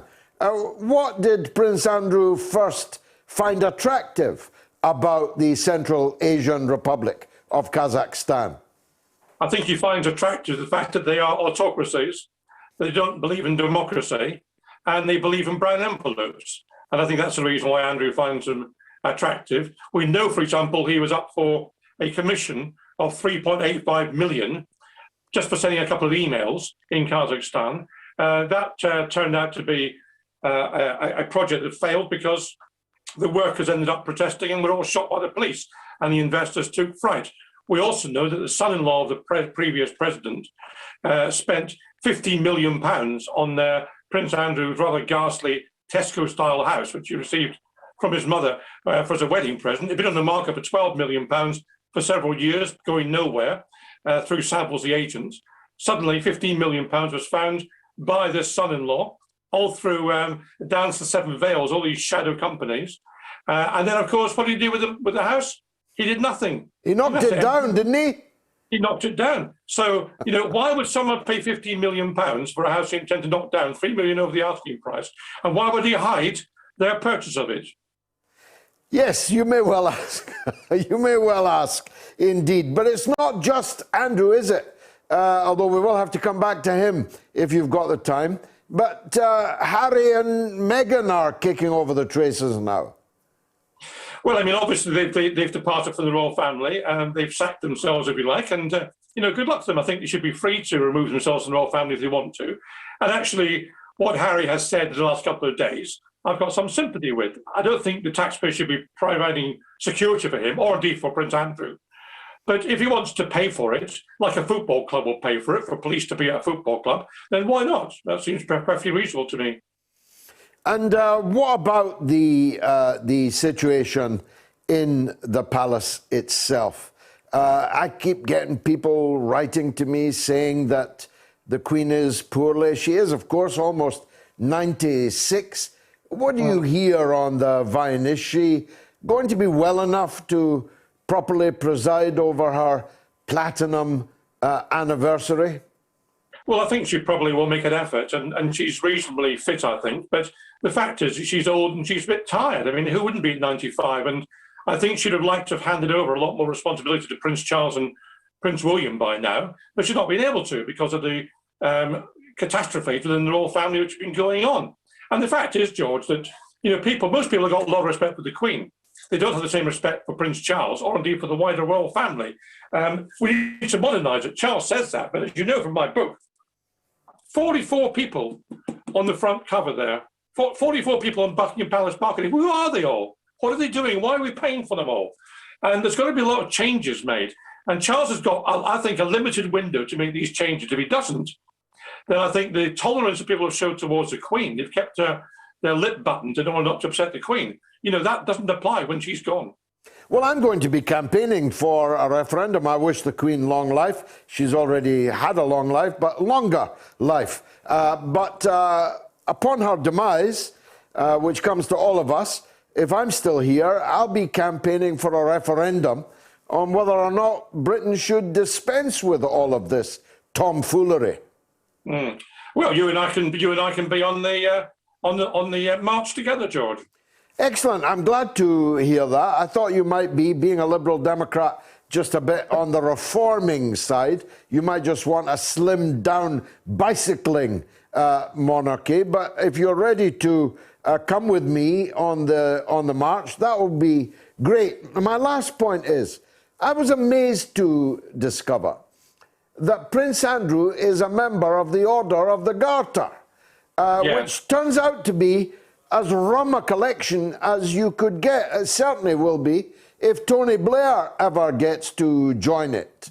Well, he is going to join, how can he, if he's been stripped of his HRH, which I understand he has been, how can he continue to be a Knight of the Garter? Well, he's not stripped of his HRH. This is a misleading statement from the palace. He's been told he can't use it for public purposes, but he kept it. And that's significant because that means he can continue to claim money for security and for travel. That's the doorway to getting access to those two things. Princess Diana was stripped of HRH status. He hasn't been. Ah, well, I was misinformed in that case. But my point is still there, isn't it? If the knighthood of the Garter is supposed to be the creme de la creme, the highest echelon, how come Andrew's still sitting in it? Well, look, I mean, George, you'll know as well as I do. I mean, that this is not based on merit. This is not based on achievement. These aren't the brightest people in the world. These are the establishment figures who are giving him something back for being establishment figures. It's been used as a kind of sinecure, as a way of handing out dolly mixtures ever since Richard III started it way back 7 centuries ago. That's how it is. It's just a way of keeping people sweet. You know, I mean, there's no link between how good people are and what they belong to. Not in our honour system. The whole thing is reforming. You know, you can be outside his school for 60 years in all weathers, getting kids across the road. If you're lucky, you get an MBE. If you're a Prince Andrew, you become a vice admiral because you're 55. You become an admiral at 60 because it comes up with the rations. How's your book doing? I like to think that the royal family are doing their best to build your sales, I must say. Well, they are doing their best, quite rightly. And it's now out in America, and it's selling quite well over there. So that's good.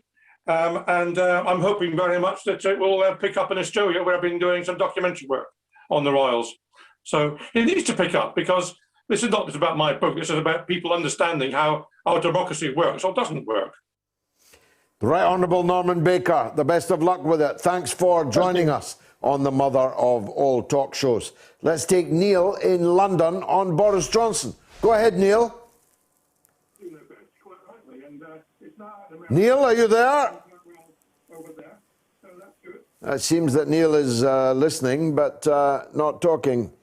Neil, we'll come back to you. George, can you ask John Curtice why the Labour Party are hemorrhaging members and on the verge of bankruptcy? How can they be 10 points ahead? Well, I did ask him the latter of those 2 points, PJ. And Victor Logan said, no, the BBC did not want Bojo to be the PM. It wanted to crucify Corbyn to support the Blairite hard right. Yeah, but that's a distinction without a difference, Victor. The outcome was that Boris Johnson became the Prime Minister. Bushman says the BBC is anything but left-wing. They were against Corbyn and Bernie Sanders. And Graham Kirk says the BBC, self-serving and associates with social media trolls, their days are over. Is Neil back on the line? Cornelius in Swansea then. Go ahead, Cornelius. Evening, George. How are you? By the grace of God, good, thanks. And I'm glad to hear you. Yeah. I could talk to you about three topics, to be honest, between the government and the debacle in number 10, Prince Philip, is that it? Yeah, Andrew. Prince Andrew, yeah. Prince Andrew Philip no longer with us. And Djokovic. But first of all, the government. Yes, the country obviously has got to be annoyed because a lot of people weren't with loved ones on their passing. People couldn't go to hospital with people that were giving birth. I mean, you could ream it off in relation to what the restrictions done to a lot of people, right? But I just find it coincidental that all these leaks have come out 2 to 3 weeks after Lord Frost has resigned as Brexit Secretary. And not that I'm saying that he's the instigator behind it, not at all, but you've just had Professor John Curtice on saying that he thinks it's between Liz Truss and the Chancellor in relation to could be the next leader of the Conservative Party. But I don't think so. I personally think if it is going to be a leadership challenge, it will be Lord Frost, because I think going back in 1963, 64, something like that, Sir Alice Douglas Home relinquished his peerage to become Prime Minister of this country. Yeah, but he then won a by-election to enter the House of Commons. It would be a brave man that would predict that Lord Frost could perform the same manoeuvre, Cornelius. Where is he going to get a constituency that he's guaranteed to win? Yeah, true. Well, that you debunked me on that one straight away. But Jacob Rees-Mogg has recently come out as well and spoke against the Chancellor regarding taxation, regarding VAT on fuel and etc., and has gone against the Chancellor. And I personally think he could be in the running for the next Prime Minister. You really think so? Maybe in 1822, but not 2022, surely.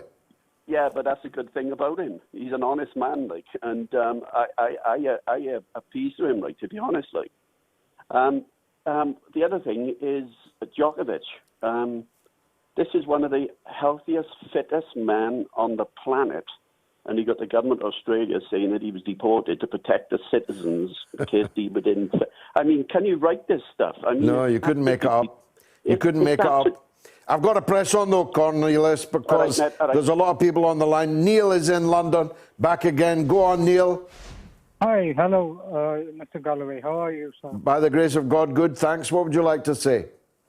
I just wanted to ask of this question that Jacob Rees-Mogg made these comments about the Scottish leader being a lightweight, and I wonder, has that damaged the future relationship between the Scottish? It had the benefit of being true.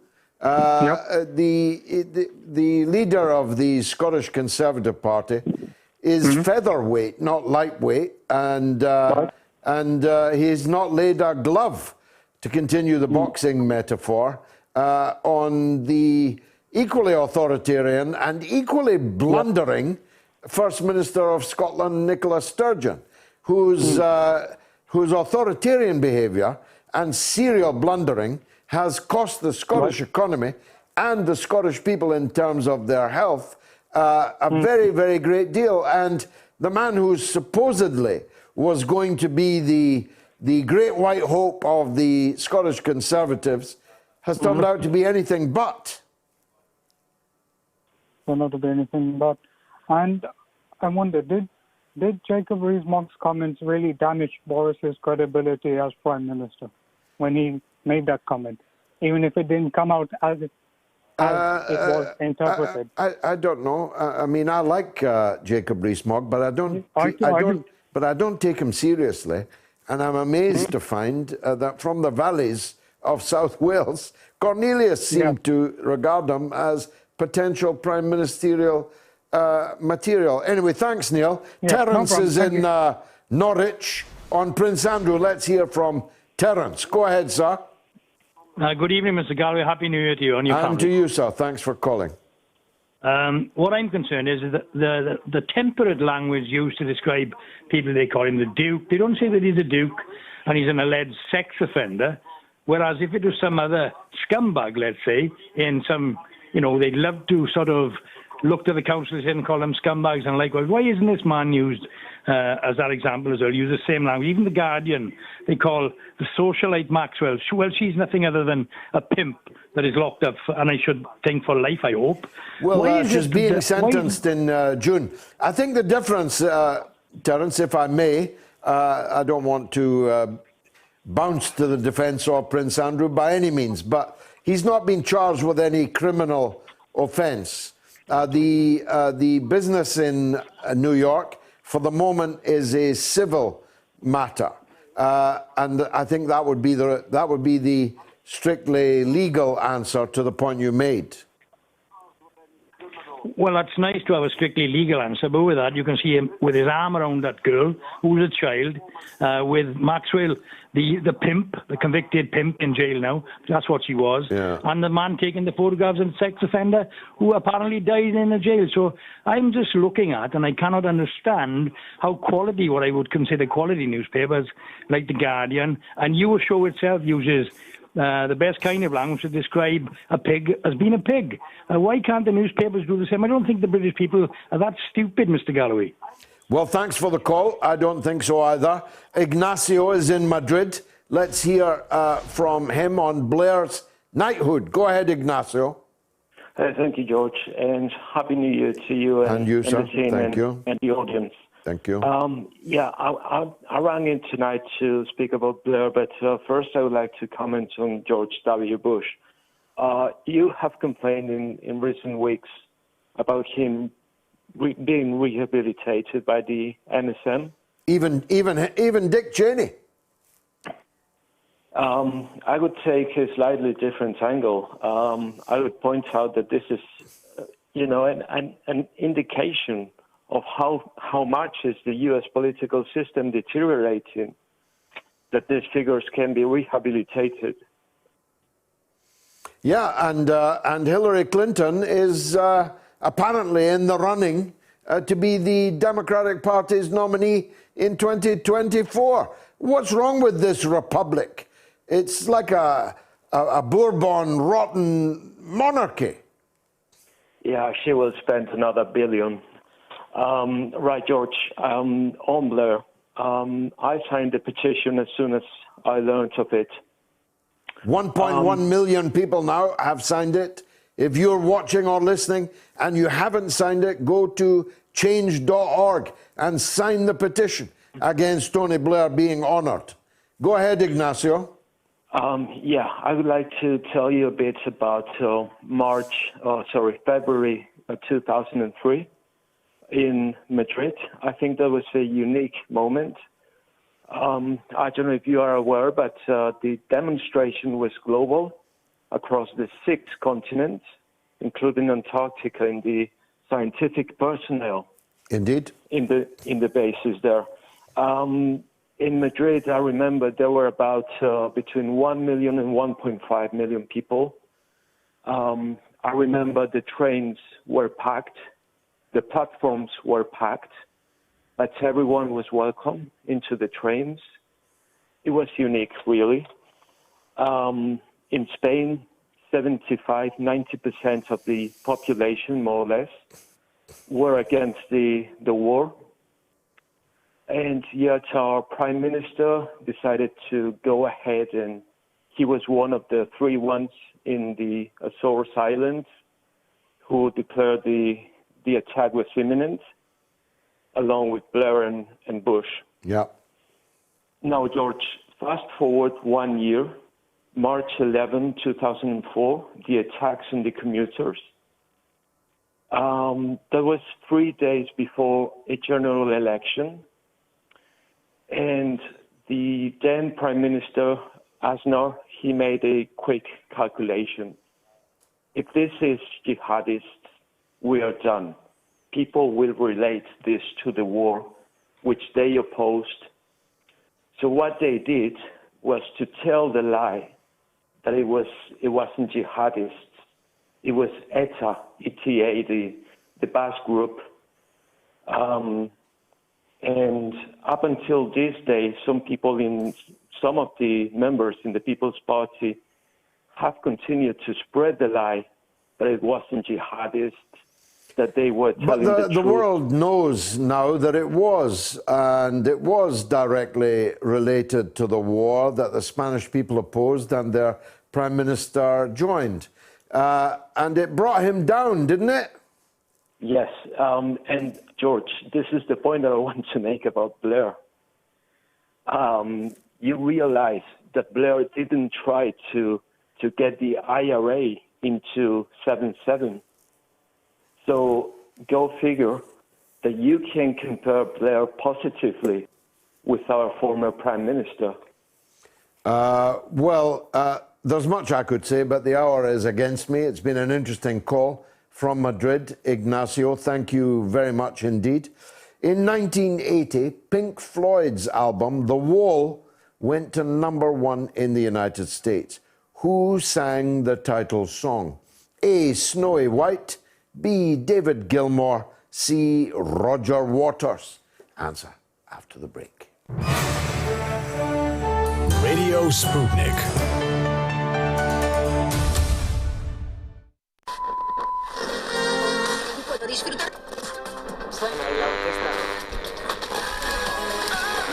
Now, I've got so much social media, I won't get through it all, but I promise I will read it all.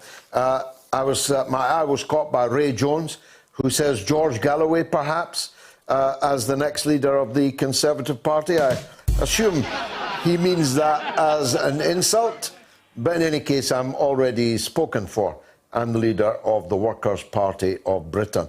Check them out. And Marty says, George sounding like Farage at the moment. You see, you are typical, Marty, of the cowards that I referred to earlier.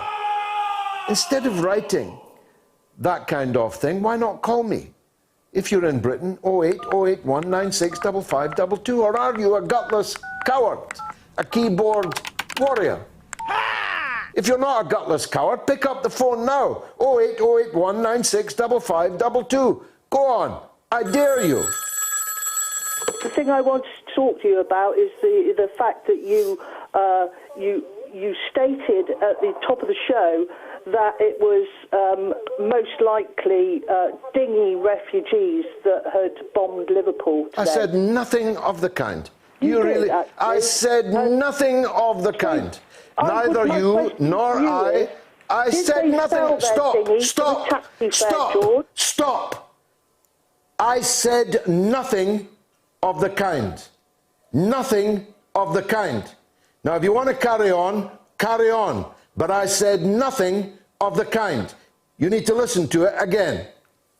I have listened to it 2 or 3 times because I was so bloody angry at the first one.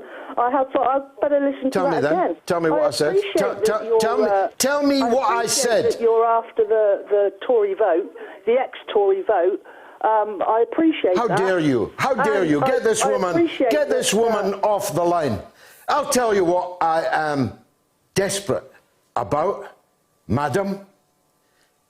I'm desperately angry that pregnant women, new mothers in a Liverpool hospital were almost torn to pieces by terrorist explosions.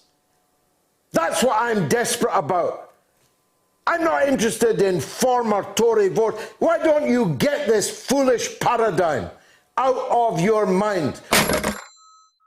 Tough questions are the most powerful weapon we have. As long as you have questions, we'll keep asking.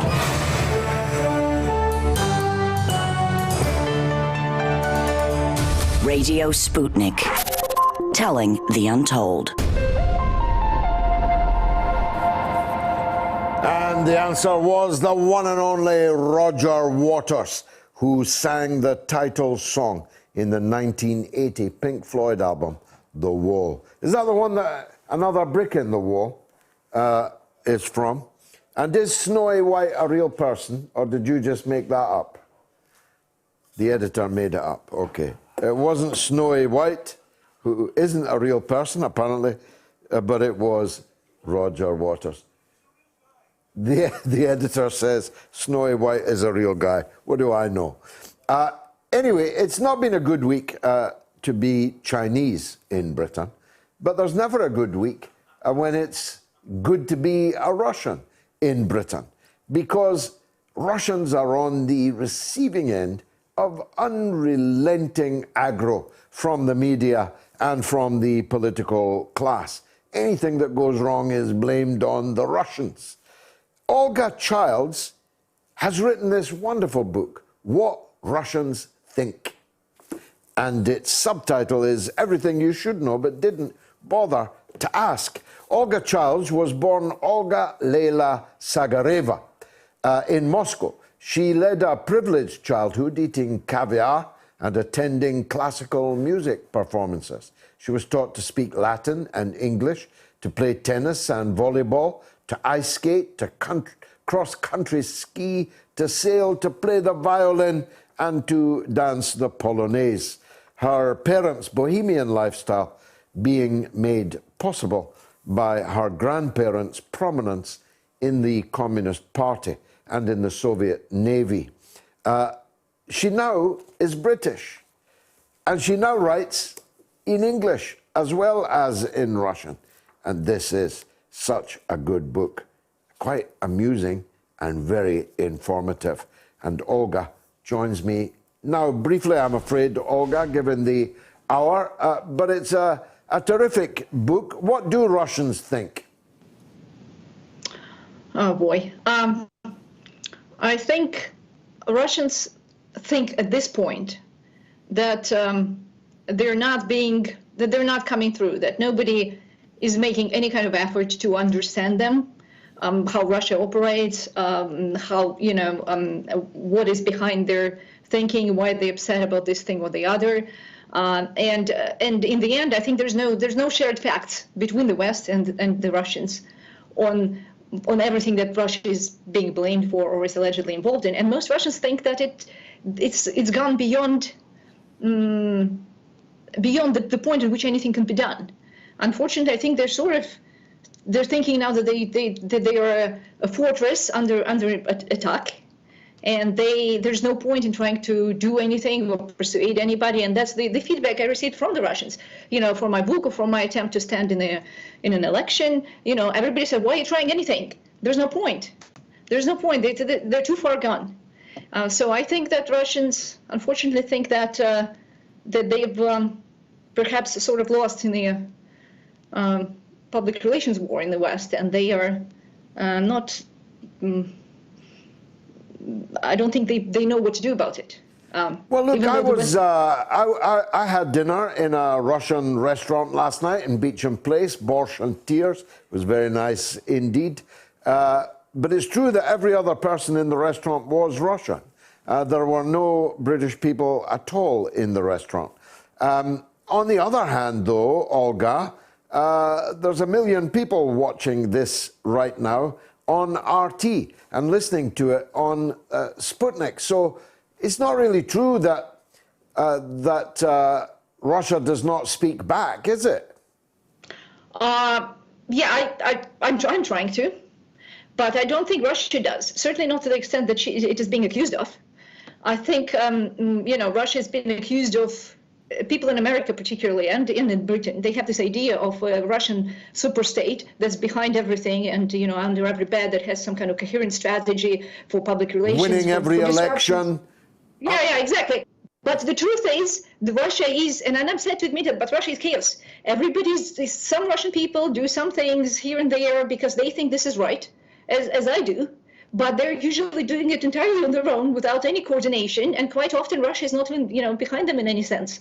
And most certainly they're usually don't speak with each other, and almost none of them get the medal for what they're doing. So quite a lot of whatever Russians do something in the West, usually they do it because they have their interests in the West. For example, I, as an immigrant, have to leave with the attitude towards Russia that exists, and I'm trying to fix it because it affects Russians in the diaspora. In America, in England, we are affected by what the world thinks about Russia, even though we don't live in Russia.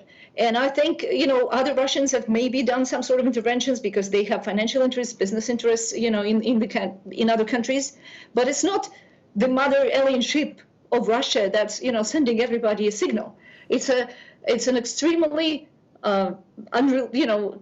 chaotic and redundant. There's 150,000 Russians living in London.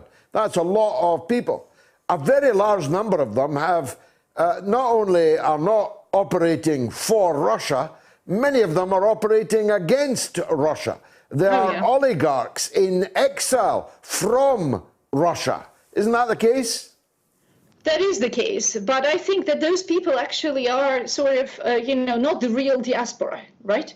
The real diaspora are the Russians that are doing their best to integrate themselves into the lives of the countries that they live in. I've lived in the West for 25 years. I'm trying to stand for parliament. I've genuinely, until Russophobia and Russiagate a few years ago, I haven't really even been on topic of what's going on with Russia. My life is in the West, and so is the life of most people in the diaspora. Those little kind of oligarchs, as you call them, or all the various, exiles, which usually are in exile because they are wanted for crimes in Russia. That's usually the sort of focal point of their disagreement. They are, they live every day in the sort of this imaginary Russia in their heads that they are obsessed with, right? But that's not real life.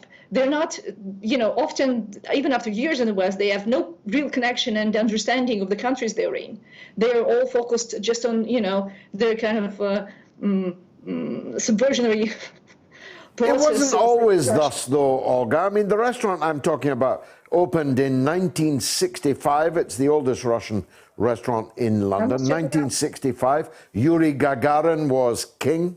Our wartime alliance was such that Stalin was described affectionately in the British media as Uncle Joe and all the rest. It wasn't always thus. What changed? Well, firstly, I think obviously the Cold War. But today, quite many young people in the UK and in America don't even know that Russians fought alongside the British and the Americans in the Second World War. There's literally generations of millennials who don't know that the Red Army took Berlin. I talk about it in the book. There's this chapter called Grandchildren of War. One of the big reasons Russians are upset at everybody is because the revisionism of Second World War that writes the Soviet Union out of it is really hurtful for many people. Because not only that, Olga, we are lionizing and defending and perhaps ready to fight a war for the very people in the Ukraine, for example, but not only the Ukraine, who were fighting alongside the SS, who were murdering Jews on the streets of the Ukraine. They're now our friends and allies in the Ukraine. Well, I can tell you something about Ukraine, though. I think, obviously they're not the actual people, right? They're the young people. There are a lot of young people right now who, during the 1990s, grew up. Yeah, I mean the heirs to that tradition. They carry the banners of Bandera, the fascist collaborators. Yes, but this all has to do with the rhetoric on this sort of Russian-Ukraine topic that's been upped on both sides, I must say.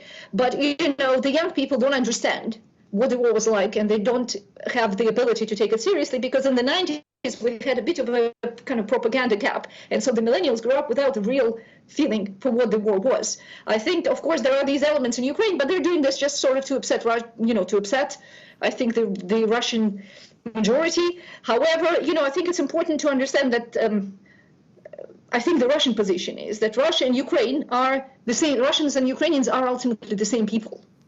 Russia is when everybody says that Russia is about to go to war with Ukraine, it misses the ultimate point. The Russian position is that the Ukraine, nobody in Russia sees Ukrainians as a different nation, or for that matter, Ukraine as a different country. But it doesn't mean that they're going to, to invade it for acting out.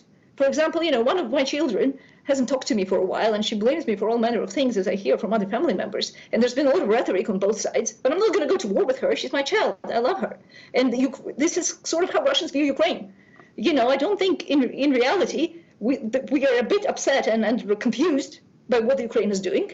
But I don't think nobody's going to, move the military into their child's bedroom because they're, acting out. And so far as that, and I think all this sort of, yes, there are these horrible, nationalists and the Bandera sympathizers and all that. But ultimately, it is just, because the adults in Ukraine have allowed themselves to go into this sort of rhetoric that allows that. But it's, it's just, I think, a sort of a, I still think most Russians view this as some sort of a family conflict gone bad, rather than foreign aggression. Than an enemy.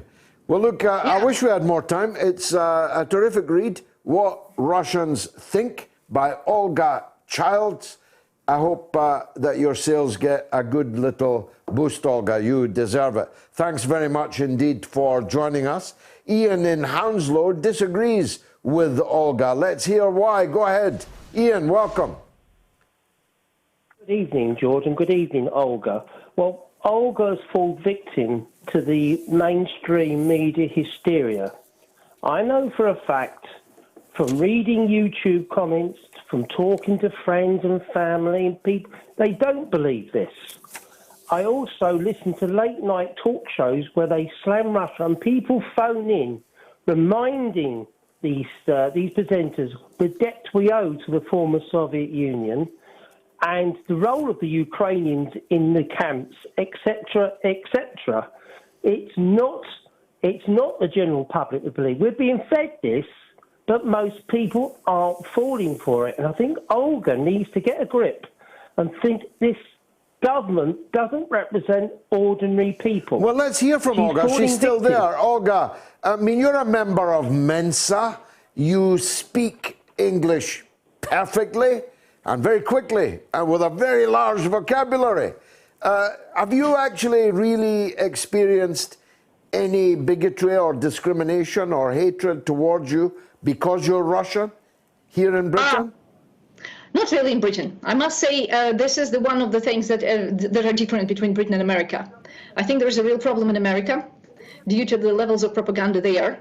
Yes, I literally had people in casual encounters, telling me that they're not fans of Putin and that sort of thing, and demanding that I disclaim Putin before they would have anything to do with me. There's quite a lot of that going on in the United States because of the propaganda tones that have been raised there, after the 2016 Russiagate and it's much worse there. I agree that in England, actually, there's no Russophobia on the daily level. But I do, the people who are phoning in should also get a grip and maybe turn on the Parliament, BBC Parliament in the afternoon. Where there's but Ian's point is that that's the government, the politicians, but the public is different. Maybe the public is different, but they're not the ones setting policy. They're not the ones. A very, very good point. I must say good night to you, Olga and Ian. Good night. Thanks for that little unexpected exchange.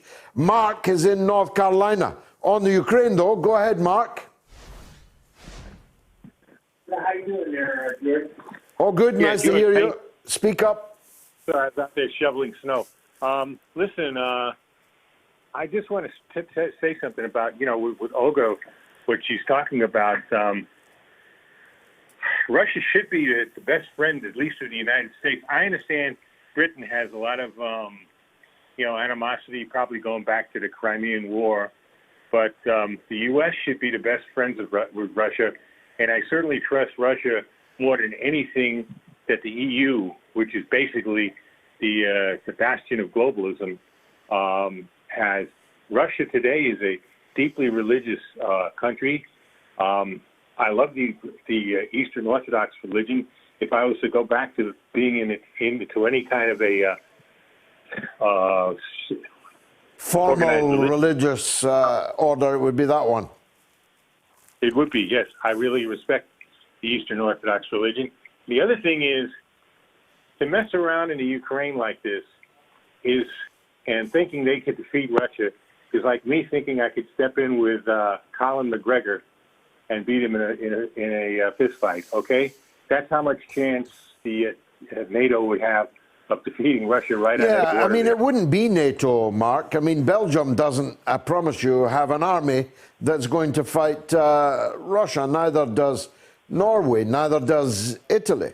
If there's a war, it will be the United States against Russia. The rest will just be camouflage. Yeah, U.S. and Britain, and again, they'd have about as much chance. Not Britain either. I mean, you're super. You know that our entire armed forces and much of their equipment would fit into one football stadium in England. Sure. We won't be fighting Russia any more than we fought Iraq.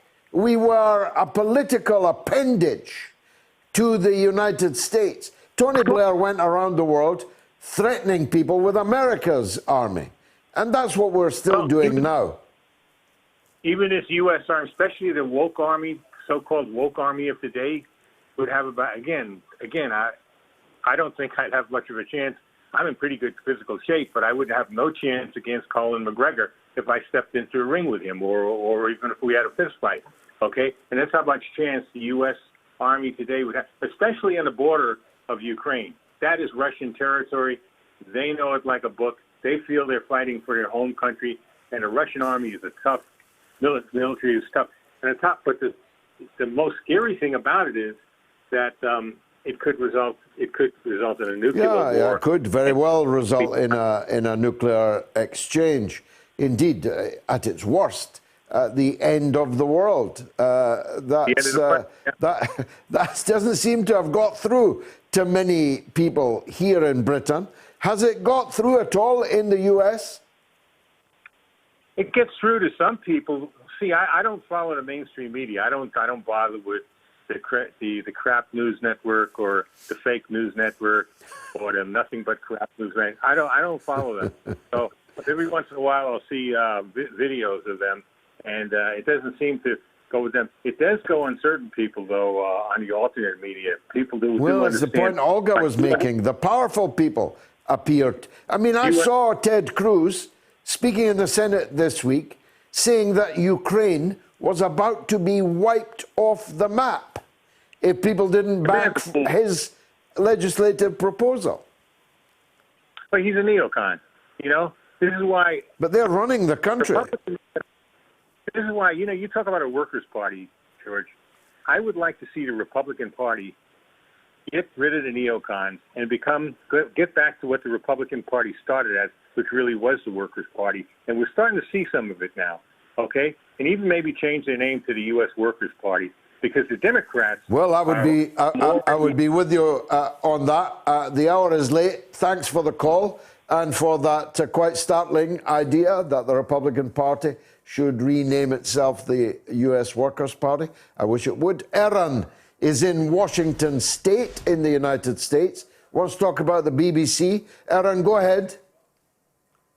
Hi, George. Hi. I'm calling to say that I find the BBC licensing fee to be quite a bargain, considering that it allows UK citizens to access some of the highest quality journalism. Yeah, but it's a bargain And we're forced to make, Erin. Don't you see the point? I see the point, but I think the BBC has some sense of covering the shortcomings of its country's government. It covers Prince Andrew's lawsuit. It covers Boris Johnson's parties. You love talking about military campaigns of the West, George, but it seems like Mr. Putin has muzzled you when it comes to Russia's Russian. Do you see a muzzle? You make fun of the idea of Russian troops being on Ukraine's border right now. You Russian troops can be anywhere they like inside Russia's border. What about outside Russia's borders? Where are they Ukraine and outside Armenia? Russia's border, Erin? Where? They're not in Crimea. They're not in. Crimea is part of Russia. They're in Syria at the express invitation of the legitimate, recognized government of Syria. Where else are they, Erin? They're in Georgia. They're in Moldova. They're not in Georgia. Now it's all becoming clear. You want to talk about the BBC's integrity, yet you have no integrity yourself. There are no Russian forces in Georgia. There are no Russian forces in the Ukraine.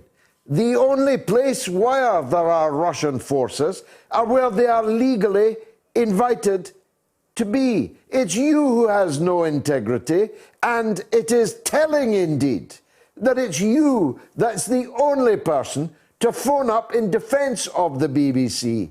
Now, on the earlier subject that you raised, Putin doesn't muzzle me. I have never, in a decade and more, ever, triple ever, been asked by RT to say something or not to say something. That's not something that any BBC employee would ever be able to tell you. Far from being muzzled, I am entirely free to express my honestly held views. You may not like those views, but if you had any integrity, you'd surely accept that at least I genuinely believe them. There's a legend on the line. It's Norma in Bristol. Go ahead, Norma. Hello, George. I'm not happy tonight. Why? Well, the lady, I think her name was Puneet Bhandal. Yes, She was on about Djokovic. Now, yeah. as you know, She was a big supporter, yeah. You like tennis, don't you? Oh, I'm a great tennis fan. And I think that they handled it, the government, terribly badly. But Djokovic supposedly had COVID a few months ago. The next day opened a big celebration with lots of children when he should have been isolating. If he had this COVID, he may have been very ill and wished he'd been vaccinated, but... He looks pretty healthy to me, Norma. A lot healthier than some of the people threatening him or warning him that he's a health risk. But, I mean, the fact is, I don't think you should isolate the first day you've had COVID and not open a great load of children that he was going to be with, which he did. And he lied on his visa. He said he hadn't travelled since, and he travelled to Spain. I mean, he's a brilliant player, George, but to my mind, if he'd have wanted to have sort of won this 21st Grand Slam, no fuss. He'd have had his vaccination in the beginning. But he's entitled not to be vaccinated if he doesn't want to be, Norma, surely. But the rules of Australia are very, very strict, and everybody that will be watching will have to have had the vaccination. He's no different to anybody else, you know? Well, he was given a visa. He was, and then he shouldn't have been. That should have been looked at properly in the beginning. And he was, and they made a right fuss, and he took hours. He should have been playing in about 3 hours' time, but they did handle it very badly. But there are other players. There's Federer, there's Nadal. They are great players, and I'm really looking forward to it. Yeah, but they're not up against the champion. That's the point now. Oh, they are. They've all got 20th Grand Slam. Yeah, but the Australian champion is Djokovic. Only in Australia. In United States... But that's where they're playing without him. Yeah, but in the United States, he was disqualified because he threw a ball back, hit the linesman in the neck, and was disqualified. So Medvedev won there. Well, it's a pleasure to disagree with you for once, Norma. I've got the gig coming up in Liverpool on the 28th, I think, of March. Yeah, Monday, the 28th of March, in the Hope Street Theatre. There's, I don't know, 36 tickets left, maybe. You can get them from ticketquarter.co.uk. Don't leave it too late, because they'll be sold out this week, even though it's the 28th of March. I'm going to confer the status of legend on Kenny in Acton. That'll be 2 legends in a row. We've had a Knight of the Realm, we've had a Right Honourable, and we've had 2 legends in a row. First Norma, now Kenny in Acton. Go ahead, Kenny. Good evening, George. I'd just like to say I'm very privileged and honoured to... You're welcome to the ranks. It's much better than the Knights of the Garter. Legends of Moats is a much greater honour than being a Knight of the Garter, Kenny. Absolutely. I signed the petition to have that Tony Blair guy stopped, having the knighthood stopped. You know, I don't think that's right. Good. Yeah, so I've written out a monologue here. Oh, you need to be quick then. We've only got 2 minutes. Why I'm not a socialist. It's not a long one, but here we go. Marx and Engels repeatedly admitted in the Communist Manifesto that there has never been a system of production in the history of the world that was as effective at producing commodities in excess than capitalism. So the logical assumption would be, therefore, that we're already on a system that's supposed to produce the proper level of material productivity and lift more and millions of people out of poverty, which it has done since the Industrial Revolution. Nobody has ever been able to set up an economic system without...